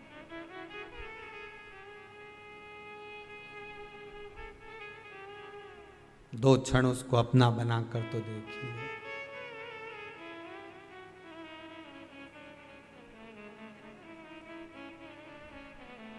महाराज आप सोचो कि मुर्दे को मंजिल तक पहुंचा रहे हो तो तुम मुर्दे को मंजिल नहीं पहुंचा रहे, मुर्दा तुम्हें मंजिल दिखा रहा है कि आखिरी में यहीं आना है रे दादा, इसलिए अच्छा काम कर लो। मैं भी आ गया, बहुत अकड़ता था, कल्ला ठट होके आया हूं, मुर्दा कह रहा। मुर्दे से सीखो तो सही कि कितनी सीख देता है वो मरा हुआ मुर्दा भी, वो गया हुआ जीव भी कितनी सीख दे रहा है कि कल्ला हो गया अकड़ के।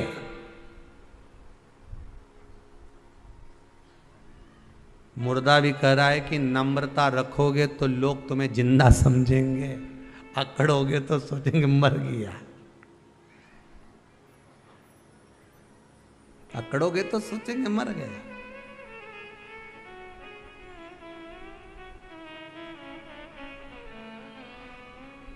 महाराज पुण्य बहुत है,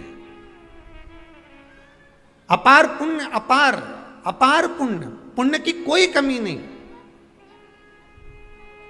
ये जरूरी नहीं है कि आप भंडारा करोगे तभी भगवान प्रसन्न होगा, नहीं भाई। आपने हृदय में सोच लिया ना कि मेरे मन में भी एक भाव है, भगवान बस पूरा कर दे, एक बार मेरा मन का मनोरथ पूर्ण हो जाए, भगवान से निवेदन है, फिर क्यों ना मैं भी आजीवन भोजन भंडारे का सदस्य बन जाऊं। आपने इतना सोच लिया ना, आपके मन में आ गया ना, तो समझ लो भंडारा हो गया, भगवान उसको स्वीकार कर लिया, भगवान उसको पूर्ण कर देगा। अब भगवान जब तुमको धन दे तो पहला काम आपको यही करना है कि मैं भी आजीवन भोजन भंडारे का सदस्य बनूं, मैं भी वहां जाकर दान करूं, मैं भी ऐसा पुण्य करूं, मैं भी ऐसा सत्कर्म। ये आपकी चित्तवृत्ति में आ जाएगा, आपके मन में आ जाएगा।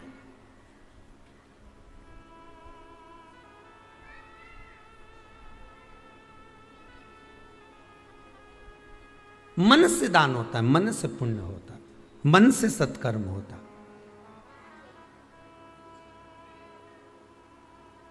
मन से शिव नाम लिया है तो शंकर मिला है। अकाल मृत्यु वो मरे जो काम करे चंडाल का, काल उसका क्या बिगाड़े जो भक्त हो महाकाल काल का। अगर दिल से आप पुकारोगे शंकर को तो शंकर दूर नहीं, शंकर वैकुंठ में नहीं है, मेरे शिव ब्रह्मलोक में नहीं है, मेरे शंकर तो ये मृत्यु लोक में है, और यहीं की यहीं बाजू में। तुम बुला कर तो देखो, एक बार दिल से आवाज लगा कर देखो, भोला, तुरंत आके सामने खड़ा हो। पर दिल से पुकारोगे तब तो आएगा।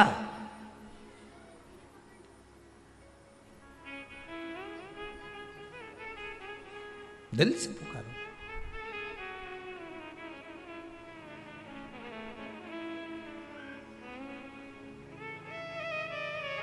भगवान की अविरल भक्ति, भगवान का अविरल नाम जब जब लिया तो जीवन की सार्थकता तो स्वतः बन जाती है। अजामिल मार्ग भटक गया था, वैश्या के चक्कर में पड़ गया था। भजन करने वाला व्यक्ति अगर गलत मार्ग पर भी चले जाता है तो भगवान कृपा कर कर उसे फिर सतमार्ग पर ले आता है। यह अजामिल की कथा कहती। आपने जिंदगी में अगर शंकर की कथा को एक बार भी श्रवण करा है। एक कोई कोटा राजस्थान से एक माता जी आई हुई हैं, वो कह रही थी महाराज कि गुरुदेव मिलने आए सो तो कोरोना महामारी हो गई थी, कोरोना की बीमारी हो गई थी, पर मैंने भी भगवान से कह दिया था अगर सही हो गई, कितनी कथा बोली, 21 कथा श्रवण करूंगी। और कब से सुन रही होगी वो भी विचार करिए। 21 कथा श्रवण कर सो तो, और 22वीं कथा में बाबा ने मुझे यहां दर्शन करने बुला लिया। ये शिव की कृपा। वो बैठी भी होगी कहीं ना कहीं होगी। अच्छा वो पीछे है। हो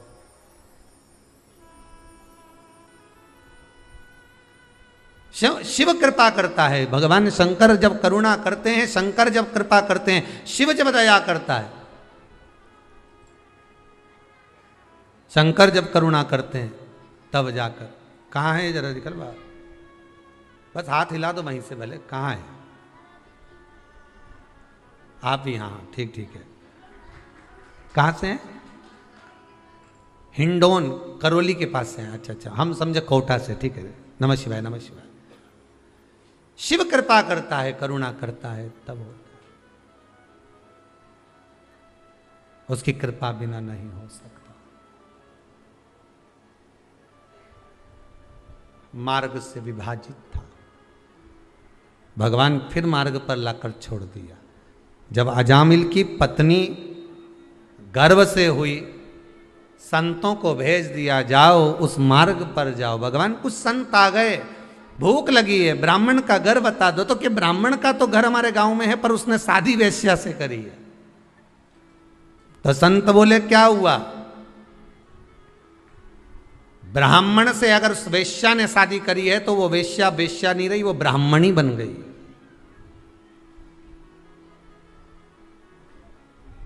हम उनके यहां जाएंगे, भोजन पाएंगे। निवेदन करा,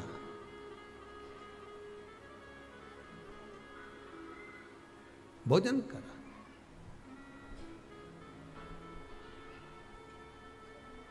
अब जब भोजन किया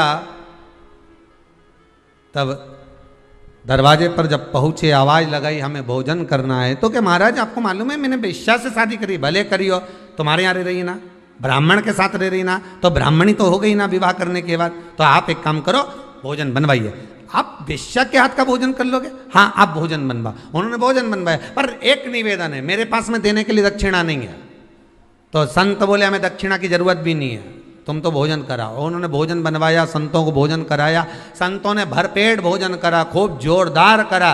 करने के बाद सारे संत बैठे रहिए। तो अजामिल बोले अब उठो। तो संत बोले काय को उठे, दक्षिणा तो दो। संत ब्राह्मण साधु सन्यासी तपस्वी साधक उपासक भोजन करे आपके दरवाजे पर, तो खाली कैसे जा सकता? दक्षिणा तो दो। अजामिल बोले मैंने पहले ही मना करा था, मेरे पास देने के लिए कुछ नहीं है, और तुम अकड़ गए यहीं पर, मैं दक्षिणा नहीं दे सकता।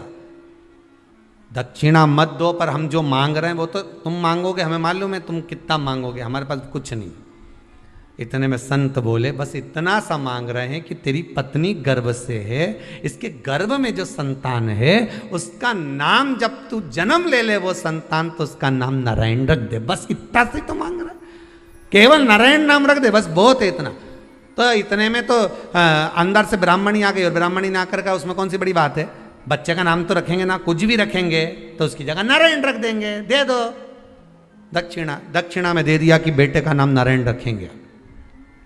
कितनी बड़ी दक्षिणा, अब जरा विचार कर लो कि बच्चे का नाम नारायण धर दिया, अब वो नारायण दूध पी ले, नारायण भोजन कर ले, नारायण खाना खा ले, नारायण ये कर ले, नारायण वो कर ले। अब पहला का जमाना में भगवान का नाम इसलिए रखते थे कि भगवान का नाम जपेगा तो पार उतर जाएगा। और कहीं का व्यक्ति अगर द्वेष रखेगा, बेर रखेगा, गाली देगा और नारायण को देवे तो फिर इसके लगेगी। नाम किसका है? नारायण का। अब शब्द कहेगा तो नारायण को, तो नारायण निपटे, तो नारायण निपटे। प्रेम रखेगा तो नारायण से, द्वेष होगा तो नारायण से। नारायण नारायण नारायण नारायण नारायण नारायण चलता है। और एक आज का समय अजामिल नारायण को नाम लेते लेते लेते लेते अंत में जब यमदूत दिखे, घबरा गया, पुत्र नारायण को बुलाया तो वो नारायण आ गया। ये अजामिल की कथा भागवत की है, वैसा ही चरित्र हमारा है। हम कितना नाम भगवान का, हमारे यहाँ तो बच्चा जन्म लेता तो हम पहले विचार करते हैं, सबसे पहले तो गूगल पे सर्च करेंगे नाम क्या रखेंगे, और पहले तो बच्चा पैदा ही नहीं हुआ उससे पहले उसका नाम छाट लेते हैं। दो पति पत्नी आपस में चौराहे पर झगड़ रहे थे, बीच मार्ग पे, बीच रोड पे झगड़ रहे हैं। पति कह रहा है इसको डॉक्टर बनाऊंगा, पत्नी बोली इंजीनियर बनाऊंगी। दोनों झगड़ा कर रहे हैं, इतने झगड़ लिए कि आगे पीछे चल रहा है, आगे जाके फिर झगड़ लिए। वहीं से एक व्यक्ति निकल कर जा रहा था, उसने पूछा भैया झगड़ा किस बात का हो रहा है तुम्हारा? आधे घंटे हो गए झगड़ते झगड़ते, हुआ क्या? पति बोला बेटे को मुझे डॉक्टर बनाना है, पत्नी बोली मैं इंजीनियर बनाऊंगी। बोल दिया ना एक बार। तो इतने में जो व्यक्ति बीच में था उसने कहा एक काम करो, बेटे को बुला लो, उससे पूछ लो कि वो डॉक्टर बनेगा कि इंजीनियर बनेगा। इतने में पति पत्नी बोले अभी तो वो पैदा ही नहीं हुआ है, अभी तो माता के गर्भ में है, वो पैदा होगा तब हम पूछेंगे। वो आया ही नहीं और झगड़ा प्रारंभ।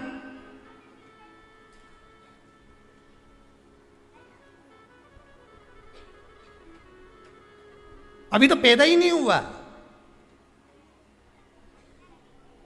कई संतान तो माता पिता को वैराग्य पैदा कर देते हैं।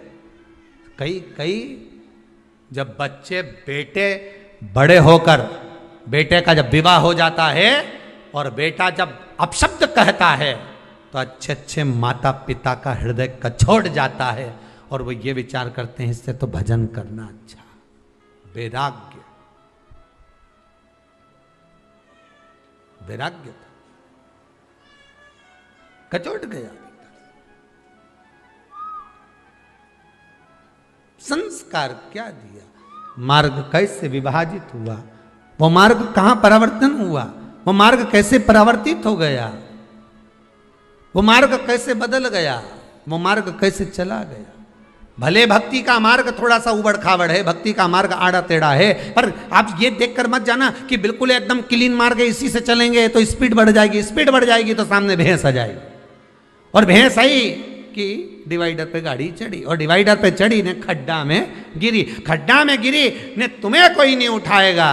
लोग क्या उठाएंगे अब अपने मुंह से बोल दो, ने लैपटॉप, ने मोबाइल, ने अंगूठी, ने चेन, ने बैग सब उठा कर ले जाएंगे, पर तुम्हें कोई नहीं उठाएगा। बस इतनी कथा को याद करना कि जब तुम गलत मार्ग पर चले जाओगे, गलत जगह पर चले जाओगे, गलत संगत में पड़ जाओगे तो कोई तुम्हें नहीं उठाएगा, सब तुमको और खड्डा में पटक कर चले जाएंगे। अच्छी कुछ चीजें होंगी तो ले जाएंगे, बाकी का पटक। मेरा बेटा बेटियों से, नवयुवक बच्चों से, युवान बेटा बेटी से यही कहना है कि तुम मार्ग मत भटकना है।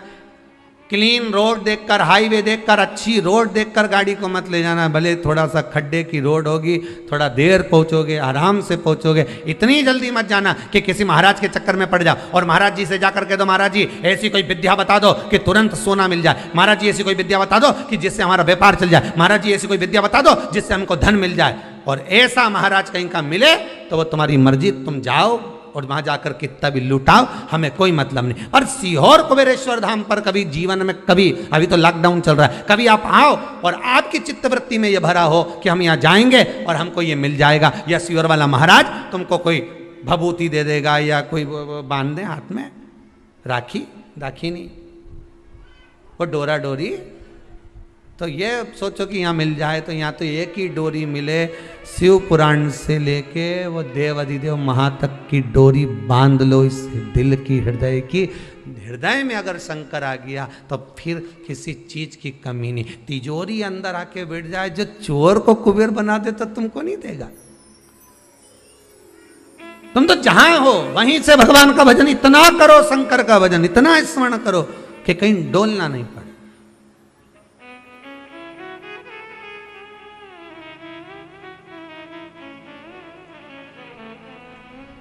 शंभु शरणे पड़ी, मांगू घड़ी रे घड़ी, दुख काटो दया करी न दर्शन आपो। बाबा से आप निवेदन प्रतिदिन करो, रोज आप व्रत करें ना करें पर भगवान से निवेदन जरूर करें कि बाबा दुख आपको काटना है। मुझे लगता था कि मेरा दुख है, मुझे लगता था कि दुनिया के लोग मुझे तकलीफ दे रहे हैं, पर मुझे नहीं, तू मेरे दिल में बसता है, तकलीफ तुझे दे रहा है।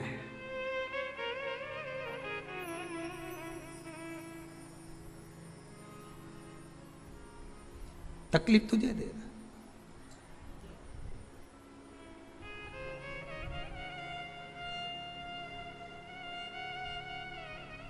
बड़ा ओघड़ी, बड़ा दयालु, बड़ा सहज।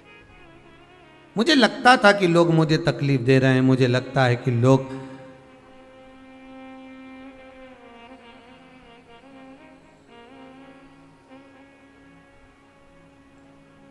मुझे कष्ट दे रहे हैं, पर कष्ट मेरा नहीं, कष्ट आपका है,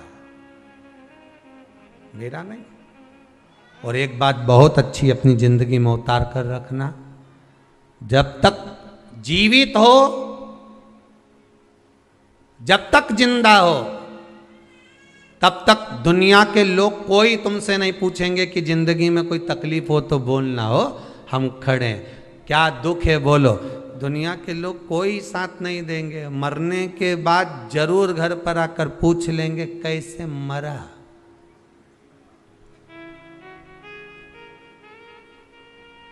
तो इनको बता देना रात के मक्का की रोटी खाई थी कड़ी के साथ, खूब जोरदार थे, खूब अच्छे से बात कर रहे थे, खूब बढ़िया थे, बोल चाले भी अच्छे। रात्रि के वॉशरूम भी गए एक बार, इसके बाद में जब आके सोए मेरे से कहा पानी पिला दे, मैंने पानी पिलाया, पर इसके बाद नहीं मालूम कब चले गया। इसके बाद अब इनके बताया, दो चार और आ गए मोहल्ले के, वो तो दिन भर आए जाए, बोले सही है कि गलत है, हम मरने वाले क्या, कौन नहीं जाए। फिर आ गए दो चार, और दो चार आकर फिर बैठ गए, और बैठते से ही फिर पूछा, दो चार ने फिर आए और फिर पूछा क्यों, क्या हो क्या गया था, एकदम हम तो सुन के एकदम। अच्छा जो पास में बैठा हो नहीं वो पूछ ले क्या एकदम, नहीं कहीं नहीं है, हम तो एकदम बस। तो हुआ क्या था इनके, फिर उन्हें रात के मक्का की रोटी कड़ी के साथ खाई, अच्छे थे। रात के आवाज लगी, वॉशरूम गए, मुझे बोला एक गिलास मैंने पानी भी, उसके बाद फिर बोलने पड़े। अब ये गई, इसके बाद मालूम पड़े 15 मिनट बाद फिर कहीं का गया, फिर बैठ गई उसके पास में, बिचारी के पास। हम काका जी तो अभी दिखा था, हमने तो अभी 2 दिन पहले बढ़िया राम राम सीताराम हुई, फिर ने मालूम पड़ा काका जी हुआ क्या था, कहीं नहीं मक्का की रोटी। तो एक काम करो, नहीं है बार बार मुंडा से बोलने से अच्छा एक सीडी भरवा लो। जैसे पहले कथा की सीडी नहीं भराती थी, अरे बोला तो सही, पहले जब कथा होती थी ना, अभी तो कोरोना महामारी में कथा वथा कहीं बाहर हो ही नहीं रही, तो पहले जब कथा होती थी तो ऐसा ऑटो में गाड़ी में इतना बड़ा क्या लगाते, चिलम चोंगा क्या बोलते, हाँ जो भी बोले, इतना बड़ा लगा के और अंदर सीडी भर देते थे, श्रीमद् भागवत, भागवत, शिव पुराण, राम कथा, इतनी तारीख से इतनी तारीख तक, इतनी बजे से इतनी बजे तक, और वो सीडी चलती रहने, थोड़ी देर में फिर गाना चालू हो जाए, ना गाना चालू ना फिर कथा चालू हो जाए, फिर गाना फिर कथा, और यही चलता रहना, गाड़ी वाला गाड़ी चलाता रहना, वो चलता। तो तुम भी एक काम करो न, एक सीडी प्लेयर ने बाजू में धर लो ने, एक सीडी भरवा के रख लो, यही वाली बस, ये मक्का की रोटी ने ये और जैसे ही कहीं की आए और जैसे ही पूछे ने हमने तो गजब हो गया, कैसे गए, तो बटन दबा दिया चालू, ऐसे लगा।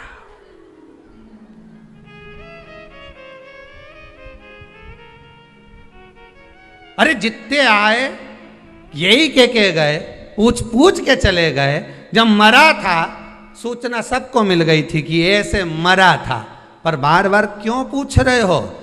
अगर किसी के मृत्यु वाले घर में जाना है तो गरुड़ पुराण सुनकर या पढ़कर जाओ। लिखा है 10 दिन तक जीवात्मा उसकी घर की अटारी पर रहती है। 10 दिन तक जो मरा है वो जीवात्मा उसकी घर की अटारी पर रहती है, और तुम 10 दिन के अंदर ही उसके घर में बैठने जा रहे हो। तो ये मत पूछो कि मरा कैसे, वहां जाकर थोड़ी देर बैठो और राम नाम कृष्ण नाम गाओ, जीवात्मा को भी मिलेगी और तुम्हें भी मिलेगी और वो तर जाएगी। पर राम नहीं गाया, मक्का की रोटी खाए सुत गए, राम कहां गए?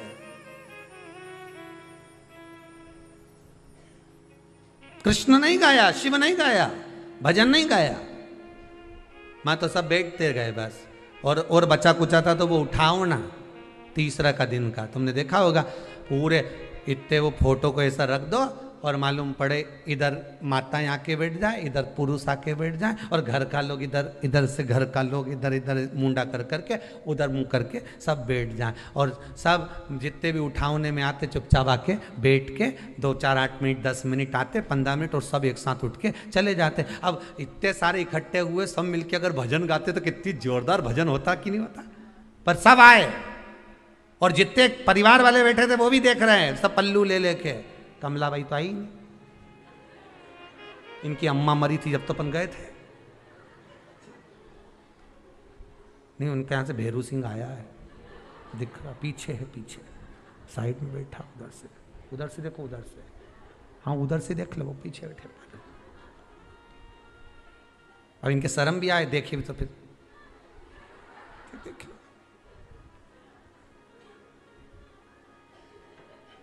वो राम रतन भाई तो दिखी नहीं रही कि राम रतन भाई तो आई थी, परंतु तो चली गई, जल्दी चली गई। अब अरे राम के हो, राम कृष्ण बोलो, शिव बोलो, भगवान का नाम बोलो। देख रहे हैं कौन कौन आया था, यहां पे भी अहंकार बड़ा हुआ है, कितने लोग आए कितने गए। मुख में हो राम नाम, राम सेवा हाथ में, तू अकेला नहीं प्यारे, राम तेरे साथ में। जिंदगी की बागडोर हाथ दीना नाथ के, जा महलों में रखे चाहे झोपड़े का वास दे। सीताराम सीताराम सीताराम कहिए, जाई विधि राखे राम ताई विधि। चित्तवृत्ति में भगवत भजन होना चाहिए, हर पल हर घड़ी हर क्षण। हम तो यहां तक कहते हैं कि शमशान में अगर मुर्दे को लेकर जा रहे हो और तुम राम नाम सत्य नहीं बोल पा रहे हो तो घट की जिह्वा से राम जपो और जाइए, घट की जिह्वा से जपिए, जाइए भजन करिए, स्मरण करिए।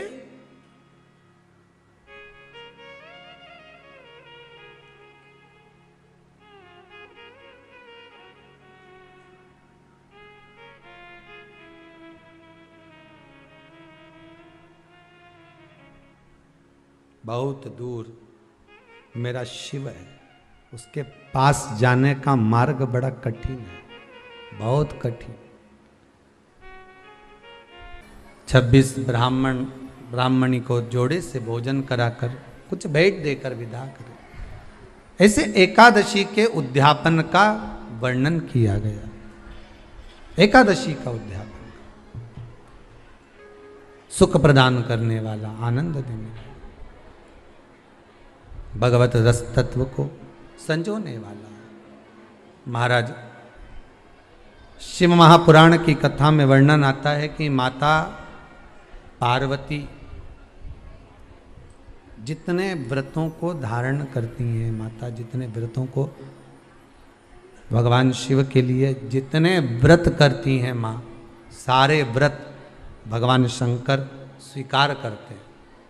एक बात हमारे जीवन में आप उतार कर रखी है कि आप सोमवार का व्रत कर रहे हैं या मंगलवार का व्रत कर रहे हैं, बुधवार, गुरुवार, शुक्रवार, शनिवार, प्रदोष, एकादशी, जो भी व्रत धारण कर रहे हैं, जो भी व्रत आप अपने जीवन में उतार रहे हैं, कर रहे हैं, प्रयास करना कोई व्रत, कोई पूजन, कोई पाठ, कोई अनुष्ठान आप अपने लिए करो, दूसरों को बर्बाद करने के लिए नहीं। उसका ऐसा हो जाए मैं माता जी को चुनरी चढ़ाऊंगी, नहीं। उसका ऐसा हो जाए, उसका ऐसा हो जाए, नहीं नहीं, आप अपने लिए करो ना।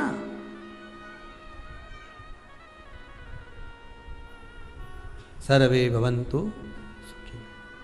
अगर आप व्रत कर भी रहे हो तो किसी के बुरा करने के लिए नहीं। अगर किसी के यहां जाकर आप पूछ भी रहे हो कि महाराज हमारे कहीं चले गए और कहा कि हम दुखी हैं, और कोई कह दे कि तुम तुम्हारे पड़ोसी से दुखी हो या तुम्हारे उनसे, तो उनके लिए हमें कुछ बुरा नहीं करना। आप अपना अच्छा करवाते जाओ। कि देना हो तो दीजिए जन्म जन्म का साथ, मेरे सिर पे रख दो भोले अपने ये दोनों, और देना हो तो दीजिए जन्म। हमें दूसरे का अहित चाहिए ही नहीं। कोई कितना भी गाली दे, कितना भी अपशब्द कहे, कितना भी ताने दे, कितने भी अपशब्दों का व्याख्यान वर्णन करे, हमें नहीं बोलना। आग लगे बस्ती में अपन रहो, क्या किसको रोइए चादर तान के, अपने को नहीं बोलना। वो क्या बोल रहा है, क्या कर रहा है, क्या चाहता है, अपने को उससे मतलब नहीं कुछ भी।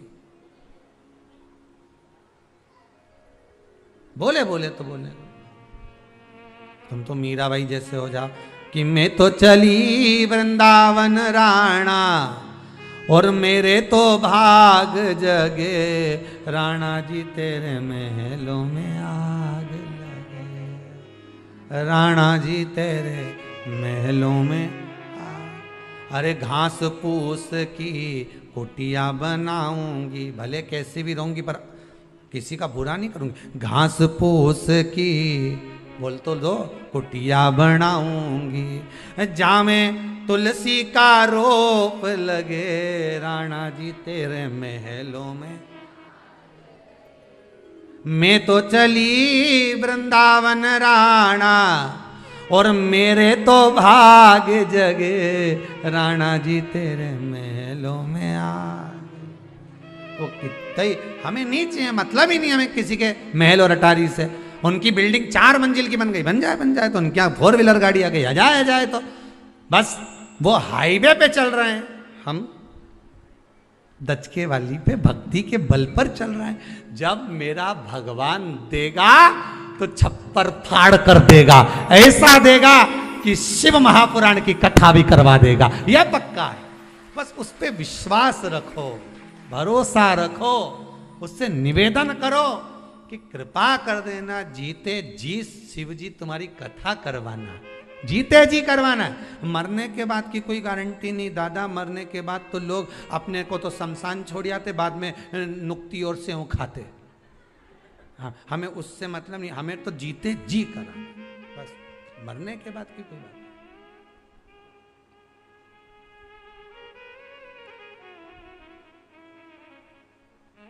आप तो बस कृपा कर दो भोलानाथ।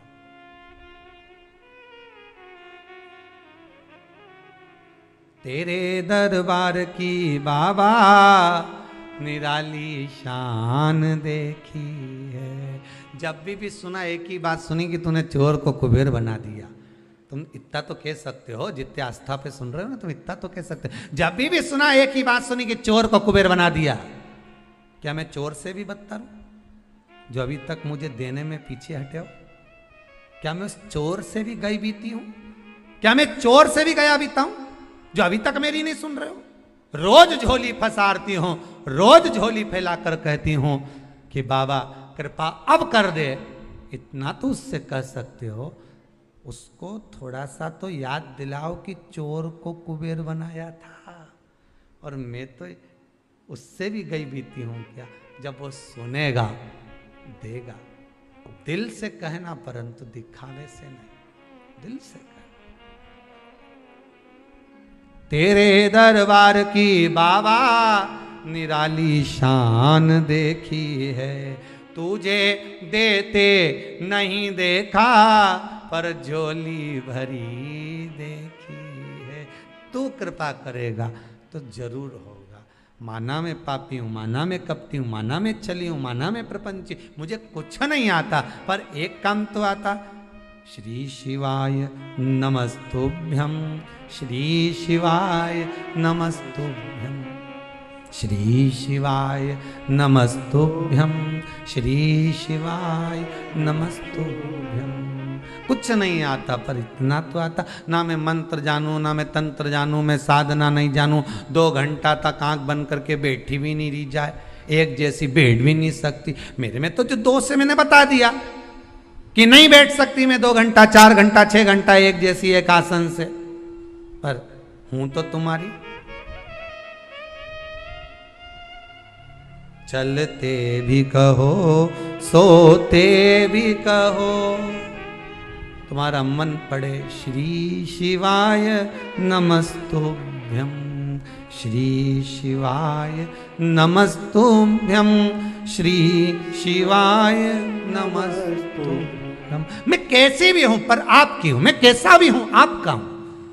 भाग्य किसने लिखा है? आपने। जन्म आपने दिया, मारोगे आप। पेट भरने की जवाबदारी आपकी है, पर ऐसे ही मत मार देना। पेट भरने की जवाबदारी केवल भोजन देकर नहीं, एक बार शिव पुराण की कथा करवाना। इतना तो दे देना दातार, दुनिया जो आज मेरे ऊपर उंगली उठाती है, हंसती है, ऐसी कृपा तो एक बार कर दे, ऐसी दया तो कर दे कि जो उंगली उठाने वाले हैं उनकी भी उंगली उठे नहीं, नीचे की ओर चली। इतनी कृपा तो कर, भजन करा दे, स्मरण करा दे। तूने दिया लंकाधिपति रावण को। आज की कथा को यहीं विराम देते हुए बड़े भाव से कल कथा में प्रवेश करेंगे, बढ़ेंगे। हर हर महादेव।